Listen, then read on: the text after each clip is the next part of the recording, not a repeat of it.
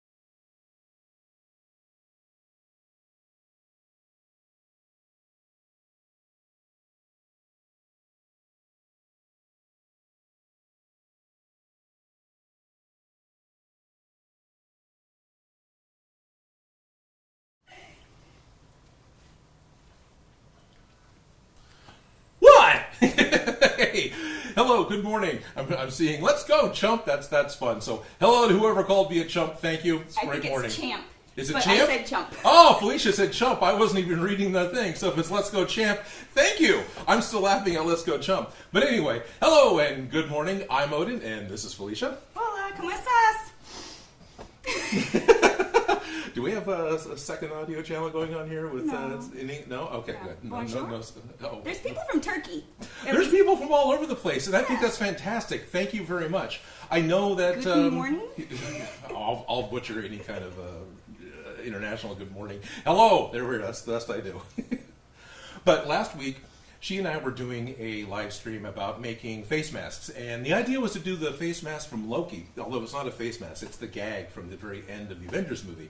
And we started doing that by making a nude mask, and I started doing a duct tape and aluminum foil pattern, and we spent the majority of the live stream talking about our adventures at Smosh and trying to figure out how to make the live stream work. It was a lot of fun, so you didn't miss much. Nope. But the other thing, you were working on a Link mask. Oh yeah, totally side quest. Totally side quest.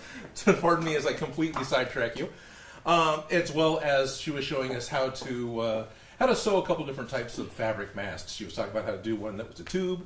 So you have your own pattern for this. Side quest. Go ahead and. Oh, I just bought one of those polyester mask.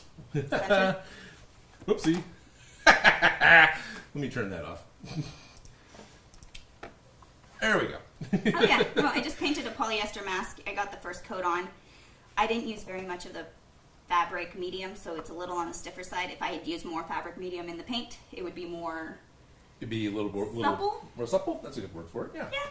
Yeah, but it doesn't matter because this gives the shape and the feel of Link's mask. Right. It has the little nose protector. Right, which would hopefully keep your glasses from fogging up.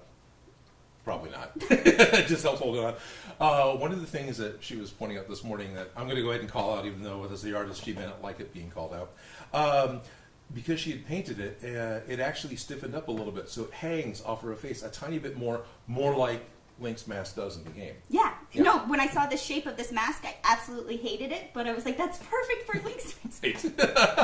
Yeah, because it's too far away from the face. But it's a veil is what he's wearing. Yeah. And it's exactly that. And the thing is it doesn't matter if it's super tight on the chin because the particles hit and gravity doesn't work upwards, so they all fall down. Right. So you're fine. And it's a mitigation. It's wearing a mask is as much as possible. You know, we're not expected to run around in clean suits. So yeah, but now it's mandatory. Yes, in California it's mandatory. Wherever you're at. Well, wherever you're at, it may be coming, but for the state of California, masks are now mandatory, which is fine with me. Is it Florida now? I heard they were going that way too because they have it really big. Anyway. It's the trend. Face mask, the most popular fashion accessory nobody wants to wear. But if you got it. You got it. You had a fun idea. Where did that go? Which one?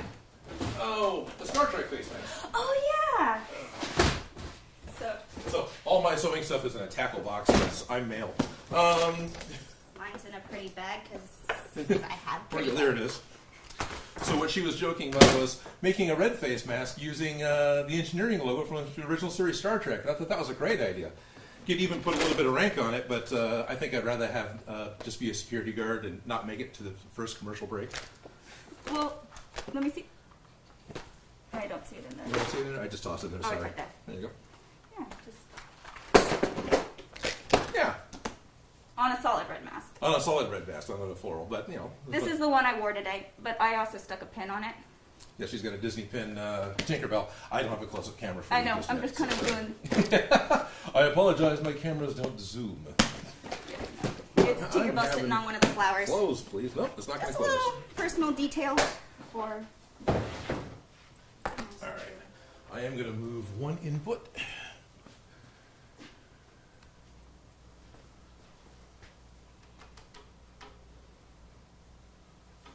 Oh, you know what I didn't do? I didn't record. Let's go hit I thought you record. weren't going to. Oh, I was going to. I just forgot. Where's my record button? There it is. There we go. All right. Now we're actually recording, too, for the fun of it. Yeah. Okay, so you have more accessories on this one. This is another mask you talked about last week where it's the nude fabric. It's a particular fabric color called nude, and then you got a white lace over it. Yeah, because it's a little less invasive. I don't know. Right. But just a lace isn't enough, so the two of them works. I know a lace mask defeats the purpose, but... It's something, but... But there's 4 layers on this one. Oh, okay. Yeah, Well, no. That's the new suggestion, right? There's 4 layers of... that just 2 layers isn't enough? Wasn't that what the CDC was saying? Or in reality, WHO? 1 layer stops the particles from your mouth getting into others. But if you want it to be somewhat of a protective layer for yourself, I was doing it. This technically has 3 layers, but it has an opening, so you can stick in a coffee filter if you need to, so that you can. Actually, I have a filter. If you wanted to do a little more, you can also stick wire. Right, I've done that with one of the masks you made before. I put wire in. Yeah. Something I haven't done yet, but I've read about is taking a vacuum bag. There's vacuum bags that actually. Oh yeah, you have. Can't really called now. It's like a HEPA filter. HEPA filter. That's it. HEAP. Yeah, but you can cut that out and put it in the mask, and that totally does it. So. Yeah. Yeah. Anyway. So, anyways, we just needed to finish up the thing and get the Loki going. Right, and I see chat's just moving along. I'm going to apologize. I'm very much trying to be a guy on video and talk about stuff here, so I won't see everything in chat, but when I look over, if I do see questions of interest, I'll answer them. I know I'm always on a big thing with, hey, let me know what you want me to build in the future. Go ahead and throw requests into the chat. Just know that I won't be calling them out because that's all I would do for 2 hours. Yeah, but shout out to Carl. But shout out to Carl. Hey, Carl. Yeah. All right. Got Michael the Collector 98. Hello. Happy Biz says they ate contact cement. All right. No, I wouldn't recommend that. Contact cement is also not good in coffee.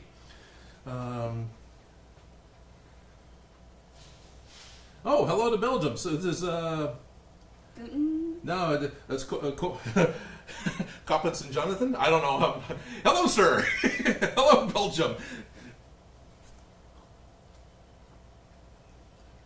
Oh, clown shoes. Gotcha. Yes. Plumbing Explained is just shouting out Guar with all exclamation points. Okay, yeah. So we can go down the path of me talking about Guar if you like.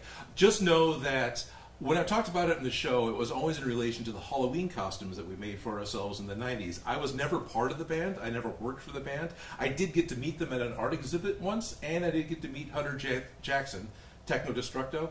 He brought us behind stage and showed us the costumes and the dressing rooms and inside the tour truck and everything else down at the Warfield in San Francisco. This was the late 90s. And that is the most direct interaction I've had with the band. What's fun is I've had 2 different members from Slave Pit Incorporated contact me recently telling me that they really enjoy my channel and they share it with the other guys in Slave Pit on how to make stuff for Guar. So that's gone completely crazy full circle for me. Yeah, that's really fun. So, but Guar, I'll probably do a whole other live stream about Guar if you want, but and trust me, this comes up often enough whenever I'm actually talking to people as opposed to running around doing my own show. I probably end up making parts of Paul's Sack again. I think that'll probably happen. But I'm going to do another costume for myself first. We're going to finish the Gundam. This week, we're working on the Gundam legs. So next week's video on Wednesday is going to be the legs for the Gundam. So we should have a full body Gundam at the end of the video that we can actually show off and stomp around it. Like it fits Joe. It fits her too, but it fits Joe. It doesn't fit me. And then we need to do some ornaments for the Gundam. And then after that, I think we're going to start another long-term project because it feels like that's working really well. All of you who comment about it always want to know when the next part's coming out. I get a lot of really positive feedback from the series of videos. So I'll do another costume after that. It's not going to be Gundam, and I'm going to make something that's going to fit me. So that's the next one. And then Joe was threatening that we should probably do a third one that fits you. So then whenever we get to a local con, all 3 costumes can walk around at the same time. I'm down. Okay, good. Shanghai, live on air. How you doing? It's fine. It's fine. Okay, good. Alrighty, so Okay. we got Toby behind us again. Yeah. Toby's your pit. He's a sweet little guy back here. Yeah. You want to say hi, Toby? Come here, baby. Come here. Come here. He does not. He's just being all sleepy. Right, he's being all sleepy. Toby's very well behaved. He's trained not to get up on tables, so he does not hop up to look at the table. But here he kind of is. Say hi, Toby. Hi, baby. How are you? Okay, you can go back to lay down. So you were trying to lay out some masks. What are we doing here? I was just showing different ways to accessorize because, apparently Arizona also has a statewide mandate. Oh, does it? Excellent. Just different ideas. Well, not excellent, but it's excellent because we're in the midst of a global pandemic. Yeah, let's keep it contained. Yes, please. Thank you. And unfortunately, a large part of Arizona needs face masks for an entirely different reason, but they've got a big brush fire. Oh, yeah. Yeah. The world's on fire. The world's on fire. There's a pandemic. I still have a couple of very dirty old N95 masks from when Paradise was on fire. That's that was a year ago or 2 years ago now? Well, we're in Sacramento. We're in kind of a burning ring of fire. That's true. There was fires like all around us. Yeah. For the last 2 years. Yeah. Yes. We're just getting ready for this year. The sky will catch fire. We were flooding and drowned and had a drought at the same time. This is true. So. This is unfortunately very true. Well. Yeah. Welcome to 2020. Anyway, sidetracked you again. You were going to talk about. I was going to give you a chance to talk about masks, and then I stepped on you. That's okay. No worries. I just have this nude face mask Did you ever put that pattern up? No, unfortunately, I never Okay. did because Well, anyway. I got busy trying to get other projects finished. I was behind on getting the Bifrost sword done, and then we're worried about getting Gundam done. So That's okay. I just drew But, that one. But yeah. if you wanted to know, you cut out 4 of these. right. So 2 together at the center front seam. I don't know if you guys can do a screen grab, but there it is. This is a 1/2-inch grid, so that's the pattern. And the thing is everybody's face is different sizes. Right. So And there's seam allowance built into this one. But if you Okay. need it bigger, just add a 1/4-inch seam allowance and it'll just It'll- scale up. right, and you've done a few, and I like the curve you got going on this one fits really well now because it cups under the chin a tiny bit and gets up over the nose. Yeah. It doesn't hang in the front like Optimus Prime, and it doesn't just hang off. Yeah, when I was figuring out the curve, at first I thought it needed to be curved here, and this Uh-huh. was kind of a little bit more of a straight curve. Right. But this one always stuck up on the nose. Yeah. So if you bring it back more towards the face and make this a sharper angle, it cups your nose so it doesn't flip out. Okay. Does that make? Yeah. Yeah, that so totally makes sense. Do I trial have- and error. Just trial and error. where's the French curve? Here it is. It's hanging out. Oh, it's not here. Huh. Boy, I'm doing pretty bad. But Well, I had there's a pinstripe mask that you had made me that was your first pattern. I was going to go Oh, put it yeah, on, but it's not where I've set it for the last few days. It's probably in the car. well, you need them. They need to be used. That's why I made them for everybody. Right. Yeah. Here, face mask, face mask. Face mask. Most people don't really know how to make their own face mask, but But you were going to talk about French curves, and I interrupted no, you. it's okay. I was just showing you the French curve, just kind of bringing it back towards the face. You Oh, know? so it's totally following the majority of the French curve, well, and then this French curve fits any curve. oh, right, you were telling me that. Yeah, this isn't just a This is- really good French curve. Okay. So I've got a friend, Quicksilver Babe. We did some Fallout armor a couple of years ago for Dragon Con, for 2018 Dragon Con. I made her a Pit Boy. Anyway, she was talking about not being able to find a French curve that she liked, so she had her partner print her up a few from the 3D printer. best French curve ever. Okay. It's slightly purple, so you can see it when it's on a white surface. Yes. The right shape, you can fit any curve. This one's my go-to for small curves. Okay. Anything armhole, neck hole, kind of smaller, not for hips. It's a little too small for that. Right. But What number is this? Or do you know? I Is it listed? No, it's not. It's just got a bunch of holes. no, but remember I bugged you about that because it was in that one book. Right. I wanted the French curve, but I couldn't remember what it was called, and I knew it had the name of the French curve in the back of the dress form book the that dress I form book. lent you. Right, the one, it's the book that we based doing Kevin's body form off of, with Hercules. Yeah. Whoops! Yeah, it's an old book, and I knew the French curve was in there. It's like number 17 French curve, Okay, I believe, but I remember I was bugging you because I couldn't figure out what it was, but once you figure it out, it's easy to find. right. And I believe it's number 17 French curve now that I said that out loud, but I Okay. could not tell you because it is not marked. It's okay, chances are really good. There's going to be a couple people in chat that know, Yeah. or can Google it really quick. Yes, but my favorite curve. All right, But anyways, so if you have the pattern, so you have the pattern, cut it out of 4 pieces of fabric. right? So So we're doing that. two together. Because yeah, you do two together for the left half, two together for the right half, right? Yep. Okay. And then attach them at the center nose seam. So you're going to invert one, so it's Their right sides are together. So the right sides are together and slip them together, and then you sew it like you would a cuff, right? Well, you sew across the top seam and the bottom seam, and you can leave the edges open so that you can flip it inside out. Right. And then after that you fold down the edges, and that's kind of where That's kind of where we're at now. that's Okay. where we're at now. So they're folded over, and then you have a couple options on how to attach it to your face after you get these little loopies sewn in place. Right, like staples. Staples are an option, Are an actually. option, I yeah. have sewn with staples so many times. No, I meant to attach it to your face. Yeah. No, I know, but I'm Yeah. like, it's not that out there just to use 3 staples. No, No. not recommended, but it's. Actually, it's not that bad. Like, I've hemmed pants with staples. They work really well. Like, Okay. Yeah, I think we're they talking pull about out different easy. things because I'm talking about actually taking staples and just into you to hold the mask on. I know, but I'm Okay, like, good. I've sewn with. But yeah, yeah. because last minute. Not only has she worked for years in a couple of different costume shops here in town, she was also wardrobe for Smosh. We both worked on the YouTube channel called Smosh. And yeah, I've seen you hem pants on set last second with a stapler just so we could go. Because duct tape. Yeah. Duct tape. It's hems of pants. You're going to have one long shot to establish the scene you're in that's going to be less than a second, and then everything else is going to be from the waist up. So staples, fine for pants. Yeah, I could be all highbrow and be like, I never use hot glue and staple. No, I do. No, totally. Costuming for the camera is completely different than costuming for a con. You want to make cosplay for a con, and you're worried about 360 viewing, up close scrutiny. You do it for a video. You need to make sure it looks good to the camera, and that it looks good for about 2 seconds.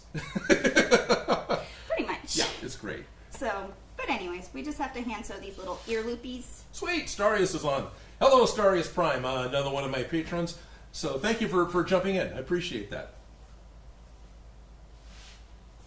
Sorry, just shouting out my patrons is the ones that I can see. It's okay. Quick interruptions. I'm going to let you stitch this. Okay. So you're just going to do a back stitch. I already started it for you. Thank you. It doesn't really matter. You can get, I wasn't going towards the full front, but I did get one of the stitches, but you don't have to worry Oh, about I see what you mean by back stitch. So I'm just trying to go through the, trying to make sure I'm not stepping on Toby's tail. He'll move. He will, but I don't want to hurt Toby. It'll make me feel bad. Yeah, no, don't hurt Toby. So what I'm going to try and do here is go through, well, do I have a shot? Not really. All the cameras are set for Gundam, which is way far away.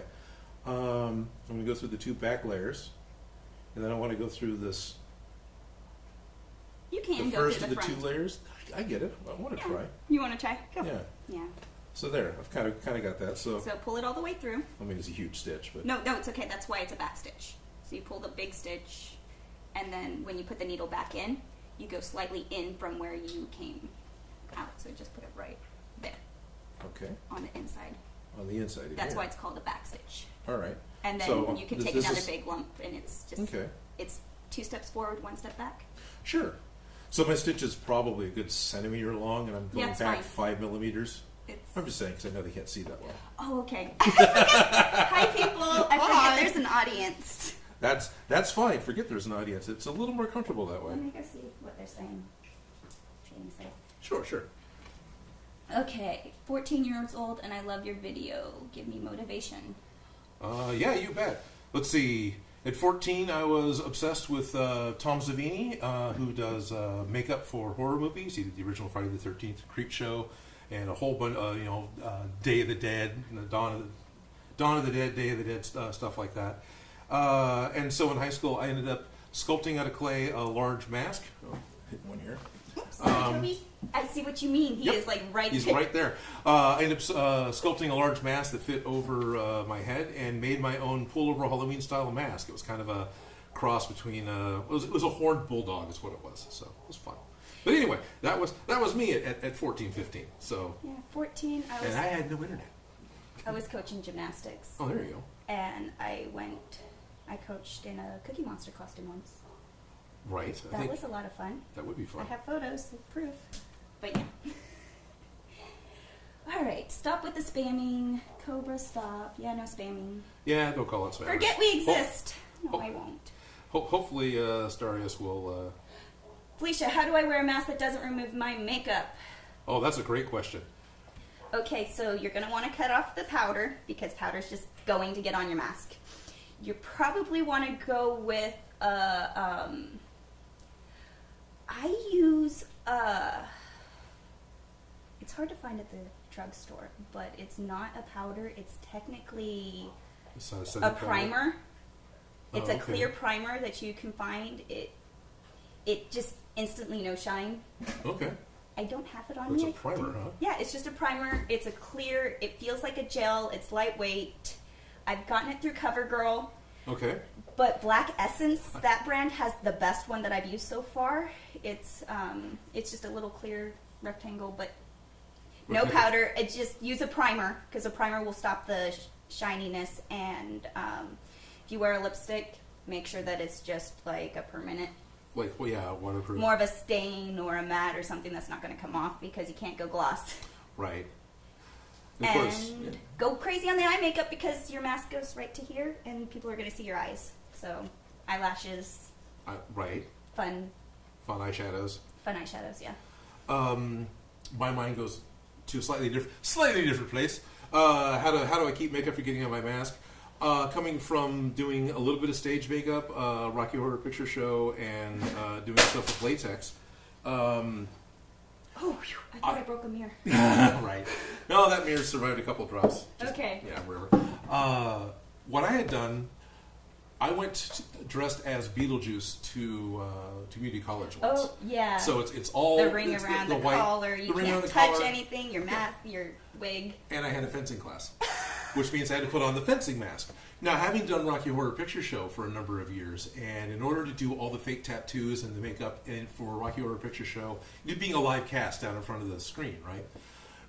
Figured out you just take baby powder or setting powder and then Aquanet over the makeup. So first you powder your water-based makeup, and then you do Aquanet over it. And then Frank was able to do his costume changes all night and never took his tattoos off. And for me, doing Beetlejuice, even though I wasn't as active in that class, the teacher didn't have me do as much because she didn't want her equipment messing either. I still did a couple of bouts, and I had no makeup come off on the mask at all. It didn't screw my makeup up, and it was just, Krylon face paint, water-based face paint with baby powder and Aquanet. You do set it with the powder, and then the Aquanet completely gives that barrier. But with a face mask, it's going to rub no matter what. Probably. But yes, I would still be willing totally to try does it because the costume changes didn't. So, Yeah. Which involved fishnets. So. Oh, love from India. Sweet. Hello, India. Yeah, that's awesome. I think Ryan had a good idea. LOL. Who's Ryan? He was the guy with the good idea. Okay. Oh, Russia. There's people from Russia. Oh, sweet. Yes. I do really... I find it fascinating, humbling, and exciting that literally people from all over the world are watching. And, I know, and not just right now, but in general. So I'm in California, and the last time I looked at analytics, the United States makes up less than 40% of my viewers. That's really cool, because I only speak English. I try my best with the videos to put a number of translated subtitles in. I don't know how many of you watch that or want to utilize that, but it's anywhere from 15 to 19 different languages we'll put on a video depending on the energy we have in the morning we're trying to do it. But anyway, I am pretty excited that we're a global audience. Yeah. Indonesia, hi. Sweet. Poland, hi. Poland, hi. Right. UK, India, Ireland. Right. Was Gary here? Vortex is in his house. Hi. Oh, hello, Vortex's house. And Germany. When are you making Dr. Hand in a jar? Oh, okay. Oh, Doctor Who's hand in a jar. We joked about that because I've got the silicone cast in my hand. Oh, yeah. Yeah. Actually, didn't I show you the face mask in the jar? Yes, you showed me the face mask in a jar. To be honest, that hand's in a box, so I forget it even exists. I've got a huge spreadsheet of ideas. In chat, I'll talk about being my list. I've got a list of like 200 ideas. Things get rearranged, and then inspiration hits, and I build something that's not even on the list. Doctor's hand in the jar is on the list. Yeah. There is from the Midwest, England, Wales, Sweet. the moon. Oh, right on. So how bad's the latency in the moon? Canada. A few seconds, I'm pretty sure. The Odin family is a global thing, according to Engelbert Humpty Dunk. Humpty Dunk? Right on. Well, thank you. South Africa. South Africa. South Africa. For those of you who may be interested, and a lot of you may not, we started up a Facebook group called Odin Makes, where invite everyone to share their ideas and the builds that they are doing. I do see most of the messages that are sent to me on Instagram. I don't get to all of them the same day because I'm not on my phone constantly, especially if I'm in the middle of a video and building. And then we have our Odin Makes on Reddit. So there's another place to catch the occasional post from me or share ideas with one another. I think it's over there. The extra nude to make the little ear loopies. Right. Yes, because what this show needs is extra nude. Okay, it's the fabric. It's the fabric color. Where's the scissors that cut? Right. Over here. I'll be back. All right. What's fun is I'm just far enough away from the chat window, I can't read it. Yeah, I have both my eyes, unlike the mythological Odin, but both of my eyes are nearsighted, and I can barely see arm's length. So I do have one contact in today, so it's kind of the whole Adam Savage, you wear one contact and you can kind of navigate. So I'm doing that, but I still can't read the the chat box from here. It's too small. Oh, Henry Wolf doesn't have a Facebook.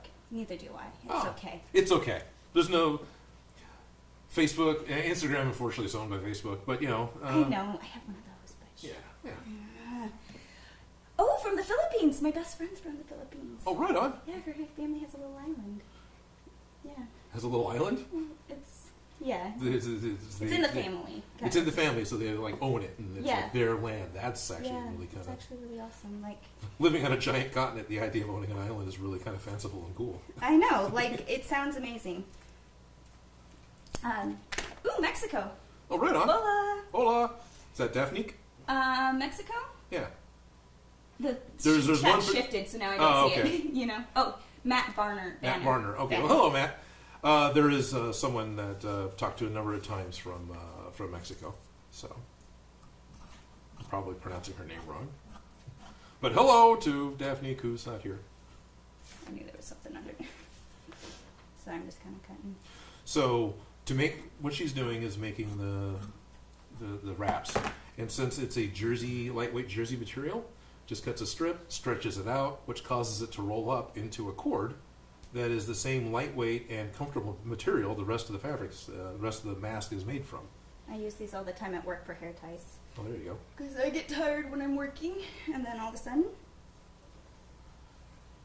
hair's up, then I'm back to work. You're back to work. Does that perk you up, or it's just more comfortable? Well, you work, and then your hair's in the way, and it gets annoying. Okay. Yeah. And Yeah. then you just pull it out of the way, get to work. But then I get annoyed of having my hair up, so it comes right back out.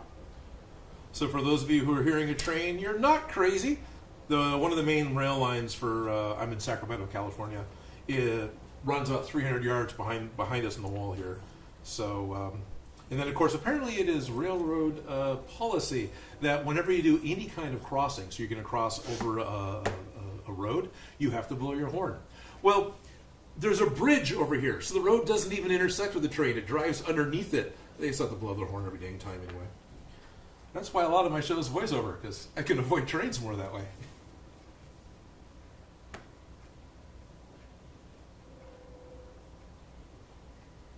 Okay. Hi from Asada. Asada? Asada. Isn't that like barbecue meat in Mexico? Yeah. Yes, my mind went to food too, but I was actually trying to think, where's Asada? That's what I was trying Because- to, like, geography, like, Yeah, on the map. because I did pretty good in high school, but still, I'm a product of the American public education system, so I can't spell. And I was only taught inches, feet, fractions, no useful units of measurements like, metric. Well, it's just one unit. Right. And it's based on something real, water. So instead of the fanciful idea of this is what the king's foot theoretically kind of sort of was at one point in time, at least we're not using cubits where the length of the cubit changed every time the pharaoh changed. Yeah. I think that's why one of the pyramids alters its, or it's a theory behind why one of the pyramids alters its angles at the top is the cubit changed. Interesting. I could be horribly wrong, and what's nice is the internet will let me know. Yeah. Oh, wow, it's nighttime. It's 10:30 there, wherever there is. Somewhere very east of here. Somewhere east of here, yeah. Got Finnish, England, Barbados. Barbados. Finnish, Another Finnish? Okay. Belgium. Lots of Belgium. Lots from Belgium. For Europe, this is all evening dinner time. It's all wind down time. It's right, because British daylight time, it's currently 6 o'clock, right? So Belgium, it's going to be what, 7, 8? I'm guessing. I could be very wrong. Yeah. Oh, you like my earrings? Thanks. All right, so I'm almost done getting this sewn up. Hello from Asgard. Sweet. Hello, Asgard. So do you have the burn mark left on the floor whenever you take the Bifrost home? Just recently got it cleaned up just in time for Toby to come in and lay down. I was really worried because at the end of the last video I activated the Bifrost and got out of here. And then I realized I was going to piss off the landlord with the stain on the floor, the burn on the floor from the Bifrost.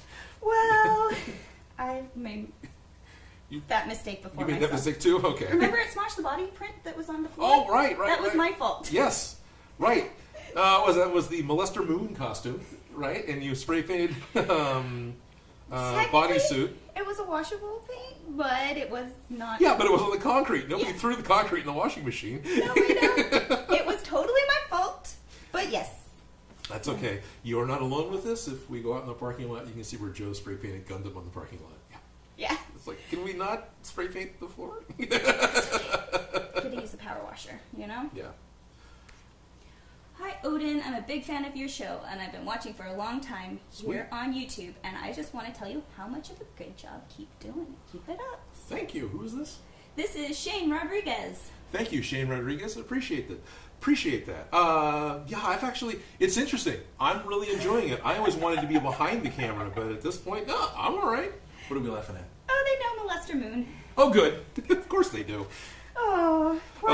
The actor who did Molester Moon, Lee, yeah, he's actually still in town. He works with another Grip Services and comes through this particular studio from time to time working with other projects. So we get to see Lee from time to time. It's great. Oh, yeah.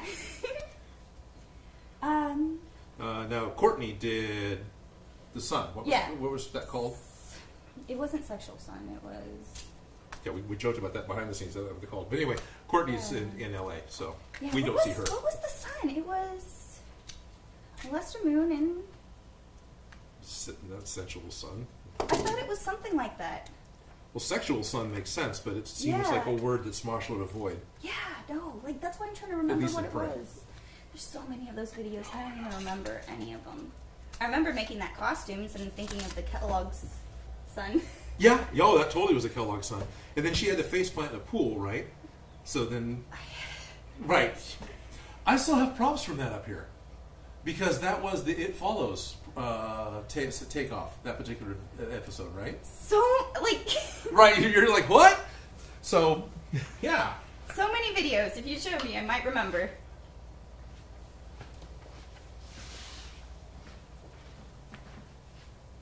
Oh, wow. Oh, yeah! You still have it. Here, throw it.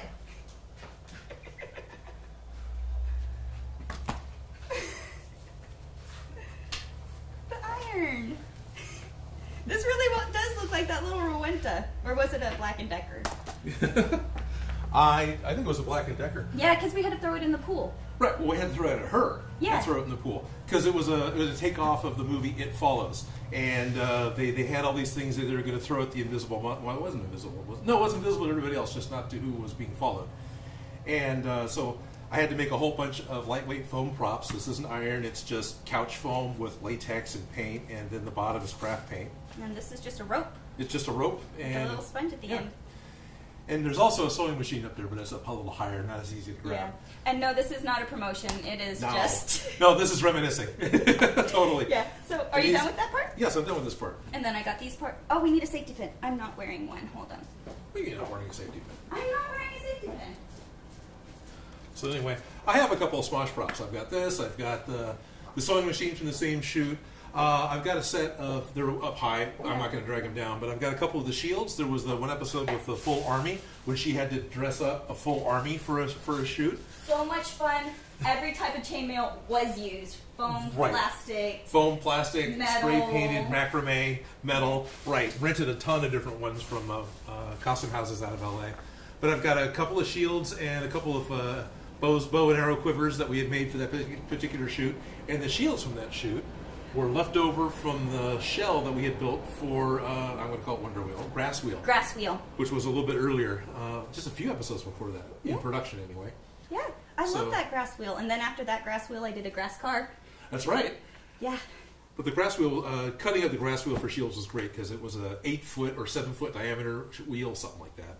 So by cutting shields out of it, we had that kind of a curved shape automatically. And it was a great way to reuse something that we spent way too much time building. That was a pain in the butt. But it was awesome. It was awesome. It was so much fun watching it get destroyed.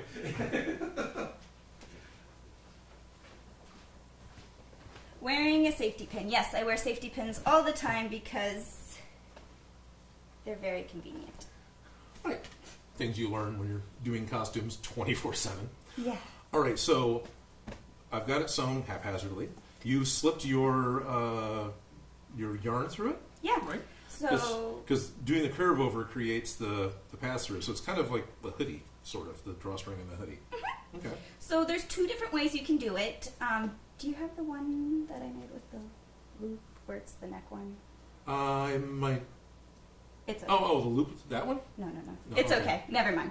Because if you did a really long one, you could have it tied here and then it... Right. So it would be over and around. That one's in my truck, but I actually ended up retying it to go behind my ears because it was a lot easier to take it. Since I wear glasses when I'm driving, I don't want to wear a mask and glasses while driving because all of a sudden I can't see while driving. So I take my mask off when I get in the truck. Yeah. Personally, I prefer the ear loopies because it's easier to get them on and off. Right. And then I can breathe.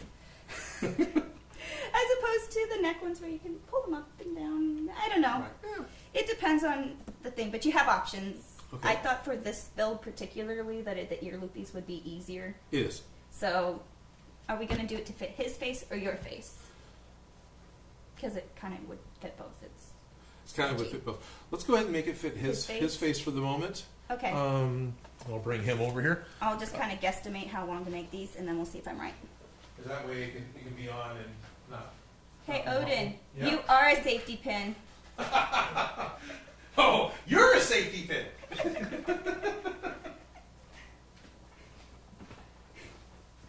Why would you wear a mask while driving? That's the thing. You don't want to wear a No, mask. you don't. While driving. Why would you? Because if you've got the type of mask Uber. where you...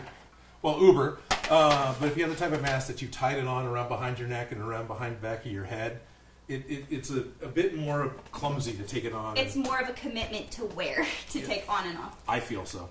So this is a head cast of Sage. He was one of the hosts for Beyond Geek, yet another show that I was working on. Beyond Geek was on PBS and is currently streaming on Amazon, I think. So, But did this for making the superhero suit. does that look even to you? I haven't looked at it that closely yet. I keep hearing the... So, Well, the seam is off even on the nose. well, I was just making sure that it was. Okay. What's more annoying is if your ear loopies aren't the same length. Yes. So I usually leave a little bit to adjust, like this. Right. So then when I give them to people, they can make them bigger, smaller, and then take the knot and just hide it in the seam allowance. Which is what I did with mine. I retied mine 4 times before it finally felt like I had equal pressure behind my ears. Yeah. And then moved it around. And I've been really happy with it since. Just thankfully my head isn't growing anymore, so it should be fine for a while. I'm just going to use. That's fine. We'll just get new ones if we need to. Yeah, it's okay. It's not like it's super tight on him. No.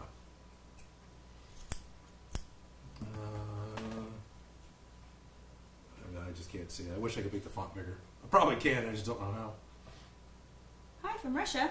Well, hello, Russia. Sub-Zero Mask from Mortal Kombat. Is that the blue one?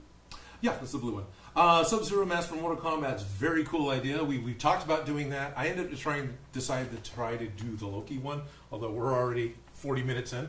Okay. There we go. Now we there we can are. touch. And now we can touch stuff. So we're doing the Loki one here. Sub-Zero could very well happen, but I've got another mask plan coming up in the next couple of weeks. It's not Sub-Zero, so I apologize for that.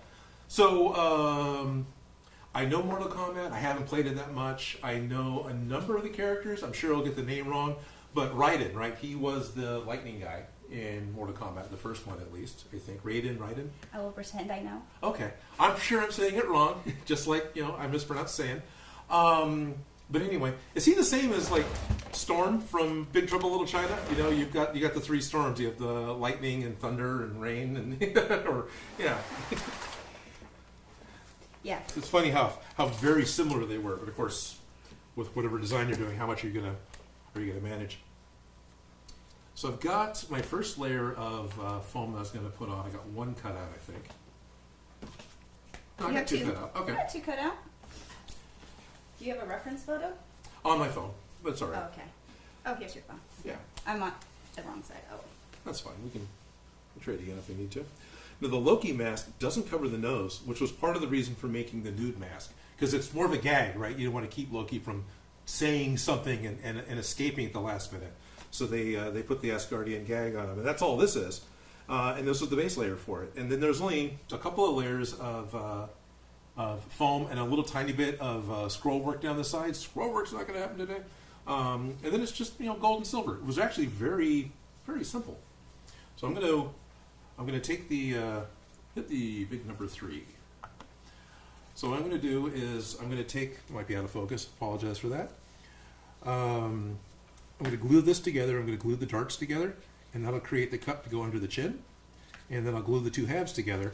And this is the base layer for the Loki mask with all my big fingers in the way. And then all the other details will go on top of this. So you can see also, again, here a little clearer, why we've got the nude mask that comes up over the nose, because Loki just isn't blocking his nose. Yeah. Go ahead and hit one. Okay. Yeah. You just switched. Now you can tell you're... Yeah. Oh, from Romania. Oh, Romania? Right on. Oh, can you make the Assassin's Creed hidden blade? That's a pain in the ass, and I made a point not to make it on the last video. Right. The last, because we had them for the first Assassin's Creed video. Right. Jackie made those. Jackie made those? Yeah, Jacqueline Joyner, right? I forgot her last name. But I think so. Probably pronouncing it wrong. So we both know Jackie. You probably know her because she's a pretty famous cosplayer. Because she came on as Zelda a number of times on the Smosh and helped a number of different I loved working with her. Oh, she was great. Yeah. There was one particular lunch I remember texting my wife about. This is awesome. I'm having lunch with Zelda on one side of me and Samus on the other side of me. Yeah.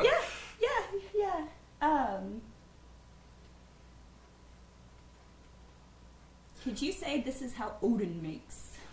But this is how Odin does tricks. No. Yeah. I know there's lots of different ways that you can do a live stream, but this is how Odin makes. Oh, Batman's watching. Oh, sweet. Hello, Batman. Definitely one of both of our favorite characters, props, costumes, sets, things to do with the Smosh shoots, because of how often Ian would do Batman. I loved Batman. Oh, yeah, whiny, insecure Batman. He was great on Smosh. Oh, so awful, and I loved it. Yeah. I remember they had their script they were going to do with a Batman and Robin thing, where back and forth, and they had doing some sort of joke about conserving water and using the toilet. Oh yeah. And so I had to make a Bat bathroom set, and one of the things I just really quickly did was printed out the Bat logo, and then put that behind the toilet roll dispenser, so it became like the Bat toilet paper roll dispenser. That little thing all by itself created so much impromptu. They totally went off script, kept half of it in the show, and then reused part of the Batman script in the next Batman script. If it's yellow. If it's yellow, let it melt. Yeah. Joker! Oh, yeah. Yeah. No, I remember 70s. If it's yellow, let it mellow. If it's brown, flush it down. Yeah, delightful things from the 70s. I was not expecting that, honestly, because that was one of those ones where he was just throwing out one-liners. Oh, okay. Yeah, it wasn't in the script. That wasn't in the script? That one wasn't in the script, no. Yeah. No, he used to, just make that shit up off the top of his head all the time, the Harley Quinn. Anyways. They were always encouraged to do that. Yeah, and you get good stuff out of it.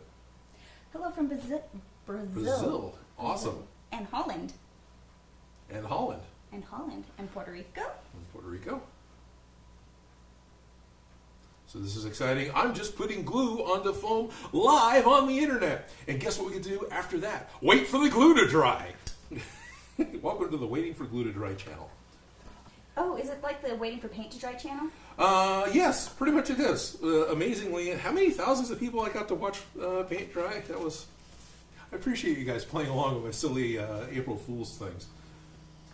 But yeah, when that video came out, there was a con that was happening, and a number of my cosplay friends were in line for something. Or maybe they were in Disneyland. Maybe I'm remembering it wrong. And they got excited, Odin's new video's out. And they go to watch it, and it's watching paint dry for 9 minutes. and they sat there and watched it, and then gave Only me... 9 minutes? Yeah, only 9. It was much longer than that. The video took 25 minutes total to shoot. If easily paint the shortest dried in video. 9 minutes, I would be excited. Did I do it in the... I think it ended up being the video. I took a heat gun to it to help it. Okay. Speed it up. I was like, And it was just summer craft day? paint. Okay. Yeah. Well, no, it was so May 1st, it was April 30th, right? Yeah, April springtime. 31st. Which month is that? Anyway, it was the last day of April. Last day of, I'm getting it on that, March, April, right? One of these days I'll figure out how the calendar works. Is it metric? I think that one might be universal. Yeah, I think it is actually. At this point, Where's the literally, I was out to dinner with my cameraman Neil at the time, and I was lamenting that particular year that I hadn't made a April Fool's video yet, and so he just looks at me and says, "Dude, just go do paint drying." I was like, "Okay." So we quickly finished our dinner and pounded our beers and came over here and shot the video at like 11 p.m. the last day of March. And then I did the editing really quick and had it up first thing in the morning on April 1st, the following morning. Easily the fastest produced video that I've done. Yeah. Yeah.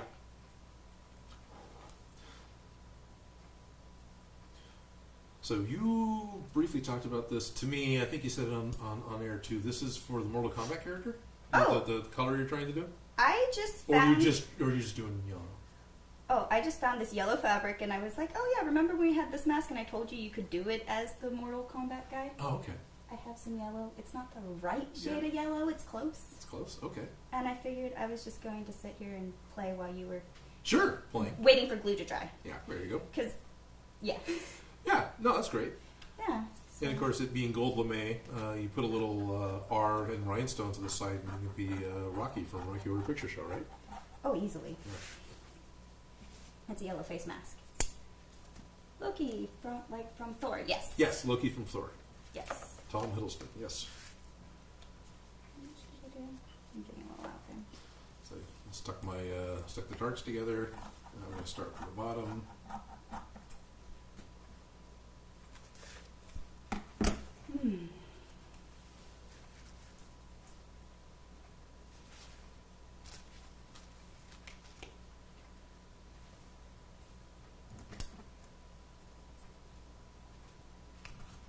Hardest thing to do is keep talking while crafting, because it's very visual and very tactile to work with the foams and then small pieces, and then to actually talk about something real, not just babble.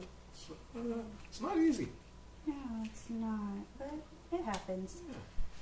But hey, at least we're not fumbling with IT this week, Yeah. like I was last week.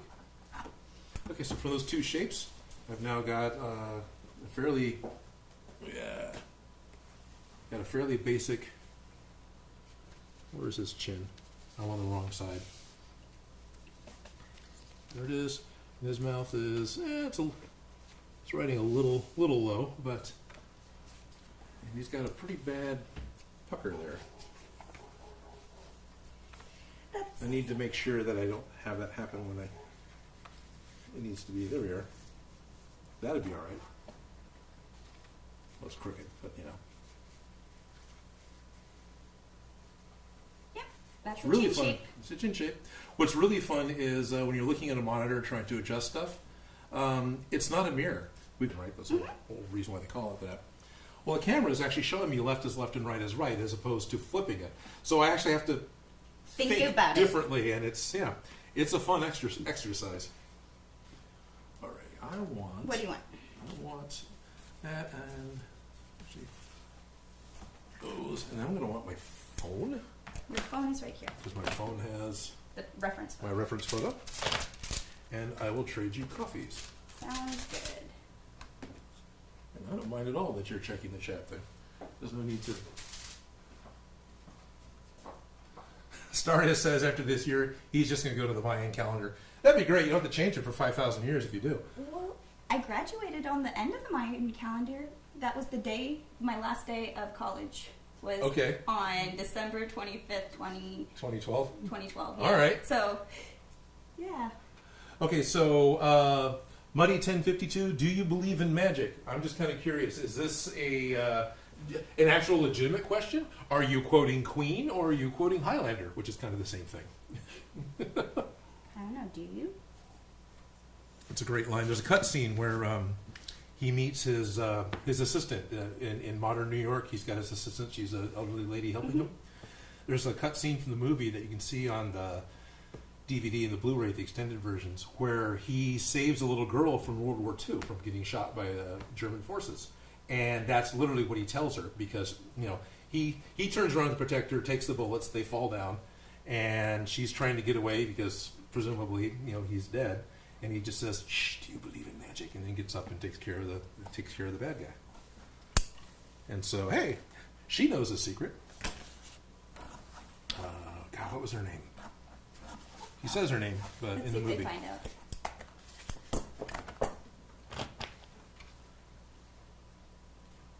Buzz. Odin Breaks. Oh yeah.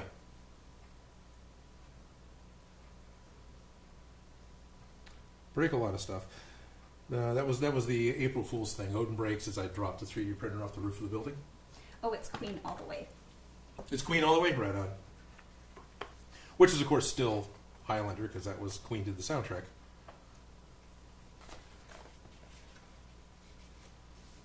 Okay. Alrighty. That's actually fitting The right to the seams, yeah. Mm-hmm. We're getting some inappropriate looking folds. What I want to do, and I'm playing with the mask, is I'm going to do some pencil marks onto the fabric so I can actually glue the foam to the fabric, which would be really horrible the first day because you're going to smell glue right up against your face for like the first 24 hours.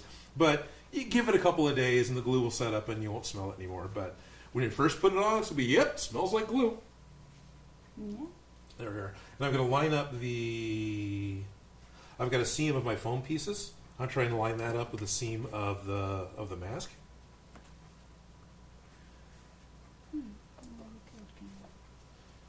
Oh yeah, this is trying to keep this from. Oh, there we are. It just keeps falling. You reached over and pulled it up once before. You knew what was going on. Do you want me to just tape it in place? Yeah, would you? Yeah. That's right. I've got someone else here who can help me. That's not normal. Tape it. Oh yeah. There you go. And yeah, you could tape the nose in place too. That'd be great.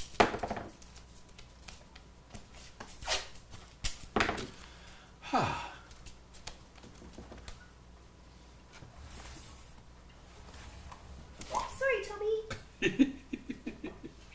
So quiet. I forget you're there. I'm so sorry, babies. I want to talk. I've got a number of friends who have pit bulls as their dogs. And the fact that they've got such a bad name because of the few people who mistreat their pit bulls is really sad. Because all the pit bulls I know are little sweethearts. God, they're just lovey, and all they want to do is cuddle. And I call Toby my Craigslist rescue because he was found off Craigslist, but they were advertising him as like a bait dog. oh man, Poor, he didn't That's even walk horrible. around the entire house, my house, standing straight up for the first week we had him. He crawled. My poor baby. But now he's happy. We love him. well, the fact that they make friends with Toby, you high five him. Oh yeah, he doesn't talk to strangers. You have to give him the super secret friendship handshake. And if you don't give him the handshake, he will ignore the crap out of you. He won't take treats from you or anything. But after he gives you a high five, you're best friends. You are allowed to scratch his booty. So there's that. That's a goal. Yep. What's your favorite type of prop to make? My favorite type of prop to make. Okay, well, let's see. From a production standpoint, simple handheld props. I really like the Heimdall sword was great because it was fairly intricate to do. It's right over here.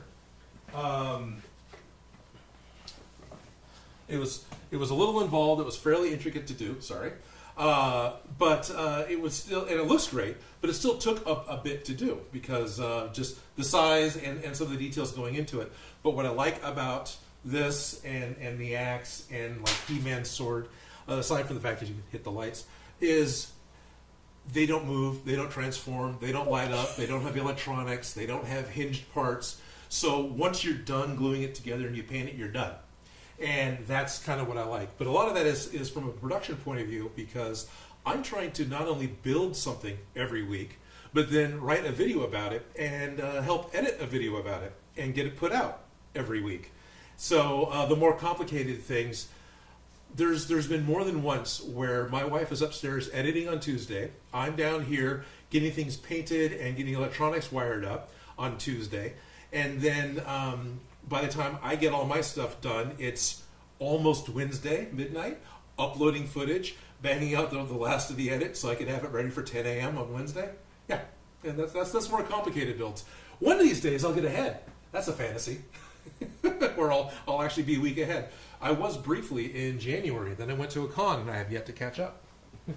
You know, sometimes I remind myself I like doing this. No, I do actually genuinely like doing this. I know. Pardon my reach.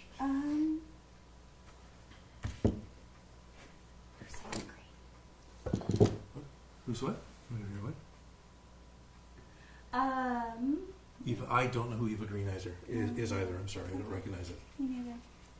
But hey, since that was a comment from Starius, I imagine it's not inappropriate. Okay. I would not take it that way. I wasn't going to. I just was curious. Cool. Okay, what is that, Muddy? You have to go back to work? Excellent. Well, thank you for tuning in for a while you could, and appreciate you dropping by. Sorry, I can't see your name. Smell that glue. Oh, yeah. So, yes, there's a number of other channels, and they're all correct. Both Evil Ted and William Shakespeare have pointed out that when you're using contact cement, it has a ton of fumes, and you want to wear a mask. I almost never do. Well, that's really bad. As far as setting an example for you guys, I apologize. What you can't see is right here, I'm almost touching it, I have a vent from the other room. So I literally have fresh air blowing in on me the entire time that I'm using it. And then I've got a secondary evacuation vent somewhere else in this room. So I've got a very positive airflow going through the space to help eliminate the fumes. They're still here, but it's not like I'm doing this in a closed-up garage, which is very much what we did in for Guar. Do I go to Joann's Fabrics? No, I do not. Well, if they're asking you. Well, they're asking, do you? Okay. It's general you. I know where Joann's is, and it is the closest fabric store to my shop, so I have gone to Joann's to get fabric. You can see that with my Maleficent build, because I'm using some of Yaya Han's fabrics from Joann's. But in general, you've got places that you've found to go to that are far better in town. I tend to go to more independent fabric stores because the prices are way better. Right. But Joann's never pay full price for anything. Always bring a 40% off coupon, and they accept Michael's coupons, and Michael's accepts Joann's coupons. So I do go there, and I love the resource, but no, I don't typically buy fabric from Joann's. Although you probably could find this easily at Joann's. Would it take it as a... Okay. I didn't get a line across the bottom. Oh, thank you. You might want to say who thank you. Oh, yeah. It says I would take it as a compliment. Ava Green is striking and talented actress. Oh, nice. Excellent. Yeah, I just didn't know who she was because I'm not cool like that. It's all right. It's all right. The internet used to say I look like Mark Roper's dad. It's the main woman in Penny Dreadful. Oh, okay. Oh, howdy from Fisher House in Fort Hood, Texas. Well, right on. Hello to the Fisher House. Odin, have you ever thought about growing a beard?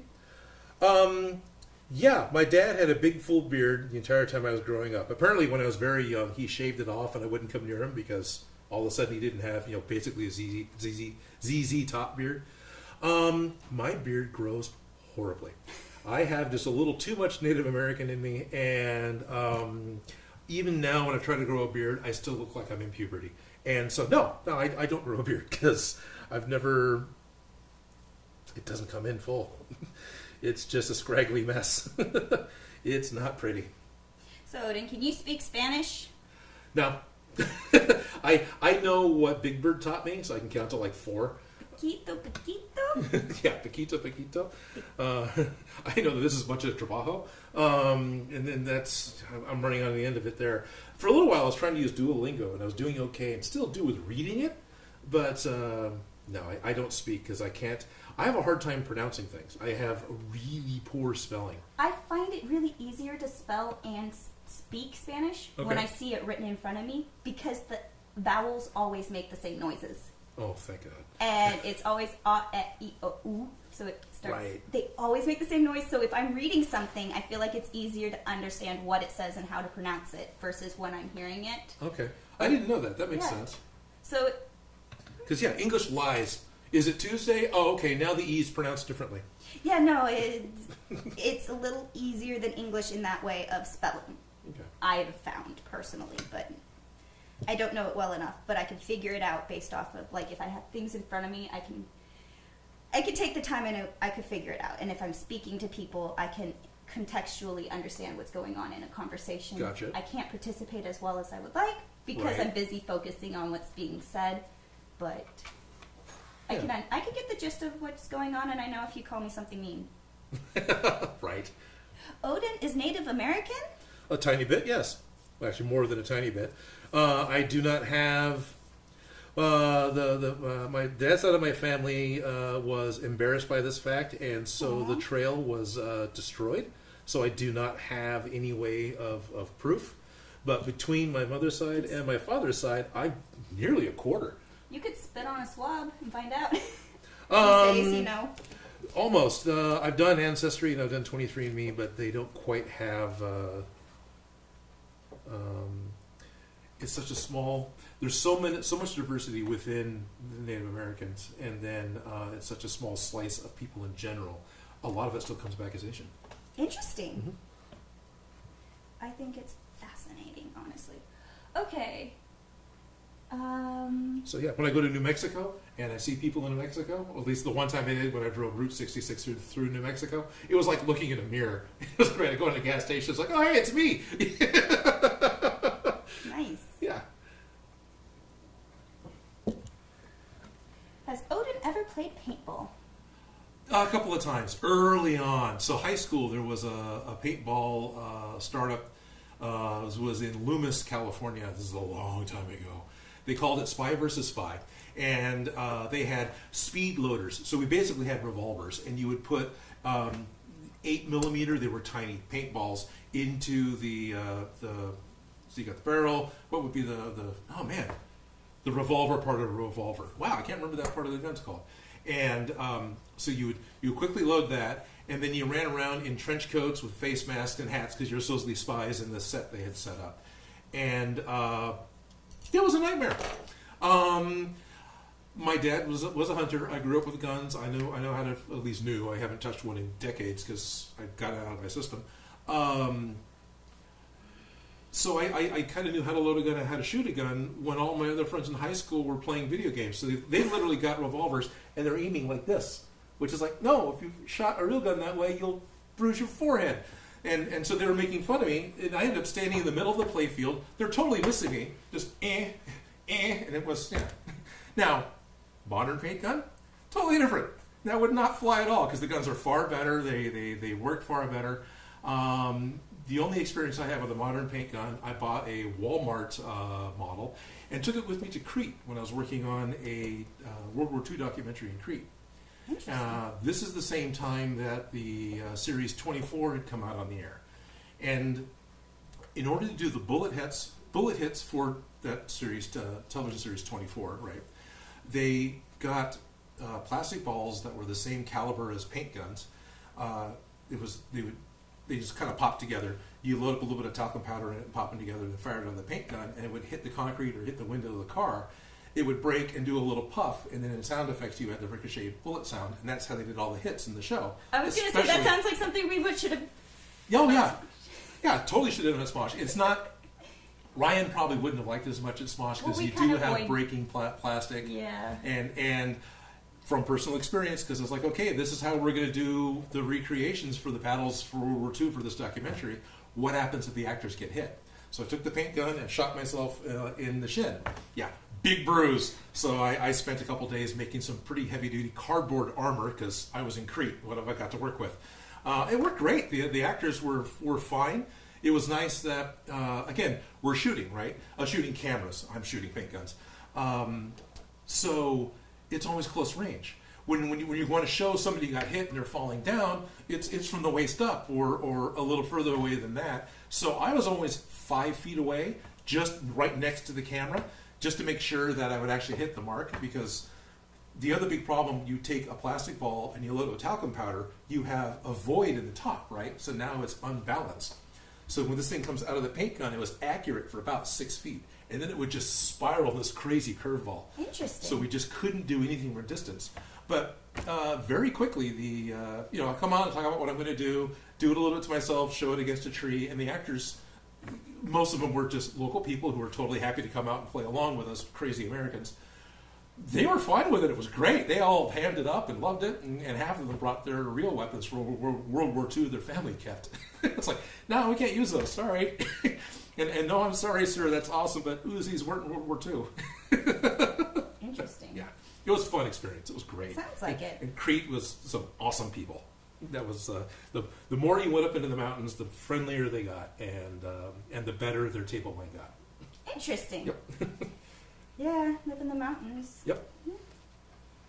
Okay, so my glue is dry. I'm going to try and attach this. Oh, that movie's called The 11th Day. It's a documentary. You can find it. It's on my IMDb too, but it's around somewhere. I did a little bit of pre-editing on it, and I did a lot of on-set German costume, making sure the uniforms were put on right, and making sure the guns were loaded and stuff like that. Yeah. We had a really good section of those German uniforms at Decades. Oh, What yeah. happened to all those? Remember, Nazi zombies were really popular, like Oh. in 2010. Oh yeah, Yeah, that was. Nazi zombies have been really popular for a long time. Yeah, I just remember dressing people up as those. Okay. Is it staying? It's staying. I'm going to take it off so I can really mash it on without making more wrinkles. Yeah. So sorry as I go rambling on memory lane there, but it's Yeah. half of why they're here. That's okay. There you go. I made sure. Go ahead, turn it around if you want. That's a good close-up camera, even though it's not 100% focused. It's sparkly. Sparkly is number 3, if you want to talk about it. Oh. No, it's easy. All of a sudden you're not impressed with yourself, or what? No, this is just the tube version of a face mask with one seam, Okay, haphazardly sewn together. right. By hand, no machines. No machines. This time, no machines. Don't need a machine to make a face mask. No. And then, so, I feel like this yellow is more like the video game character. Yeah, that's a nice bright yellow. But I feel like it's more of a goldenrod yellow. I don't know, but So I can't remember which character had the yellow face mask. Scorpion. Scorpion specifically was yellow. He was black and yellow, but I thought he had a black mask. I Okay, whatever. don't know. I don't know either. I saw a picture and this looked like it, and I was like, oh, I could do that. Cool. That's what I usually I remember making the Scorpion "get over here" knives for the video games in real life. One thing I like doing is manipulating it so the fold makes a stupid smile. Right on. Just, Right. I always like it. Oh, the camera is a little low for that, but still. Yeah, but I always like making him make stupid smiles because, I don't know. Cool. Yeah. Hi, Odin. Hi, Felicia. Hi, William Volk. Hello, William Volk. Volk. Okay, so Nicholas King is asking, how do I not, when I'm using a Dremel, how do I not lose control of the foam or small piece that I'm holding? Oh, yeah, huh? That is a great question. I was actually, Joe was here yesterday working on Gundam parts, and more than once I saw the part go flying. And I try to put it in the video whenever it happens to me. Honestly, a lot of those sanding bits on the Dremel anymore, I'm not as afraid of if I accidentally hit my fingers, because it's not going to just immediately draw blood. It's basically taking off the top couple layers of callus. It's exfoliating. It's exfoliating. So I just try to have a really decent grip. Now, when I'm going to use something that will tear my fingers up, I put it in the vise. I put it in a pair of pliers. I put it in something that has a grip. So I can then use the cutoff wheel to actually cut it off. But, yeah. So how do I do it? I get over my fear of accidentally hitting my fingers, and I hold the heck on to it. That's about it. And even then, sometimes, it's not good enough. You figure it out. You figure it out. And in those instances, that goes in the video, because Seems like people enjoy it when my parts go flying. Black and yellow scorpion mask. Yep, I'm glad you guys... Sweet. Super simple, right? One seam. One seam, bright. Hair ties to go over the ears. Yeah. You don't even have to use hair ties. You can use the selvage that I cut off, but I thought the black looked more like There we scorpion. go. Got a little bit of a wrinkle, but that's not bad. Had a black hood part with yellow mask. Yeah, wear a black hoodie and that face mask. And then use the leftovers too. Okay, sorry. No, it's okay. Hi, Odin. Are the legs and talons to be named? Who said hi, Odin? Oh, that would be Victor Bolt. Oh, Victor. Okay. Bull- Hello, Victor, again. Yeah. And then some with the legs and talons for what? I don't know. It just says something about legs and talons. To be made, though. If you make the foam clay mode raven, he has to do bulk out the main body with layers of foam and clay, tail feathers, and EVA cosplay foam. So they're talking about how I would make Minin and Higgin, the ravens of Odin. It's really sad that I can't pronounce anything. Okay. How safe are your masks, Felicia? They're not very safe. It's more keeping others safe over you, you know? Well, that's the point about him wearing a mask. You wear a mask. You wear a mask because you assume you're sick and you're keeping the water particles from your breath from getting to other people, and that's why you wear a mask. It's not you're not wearing a mask to protect you.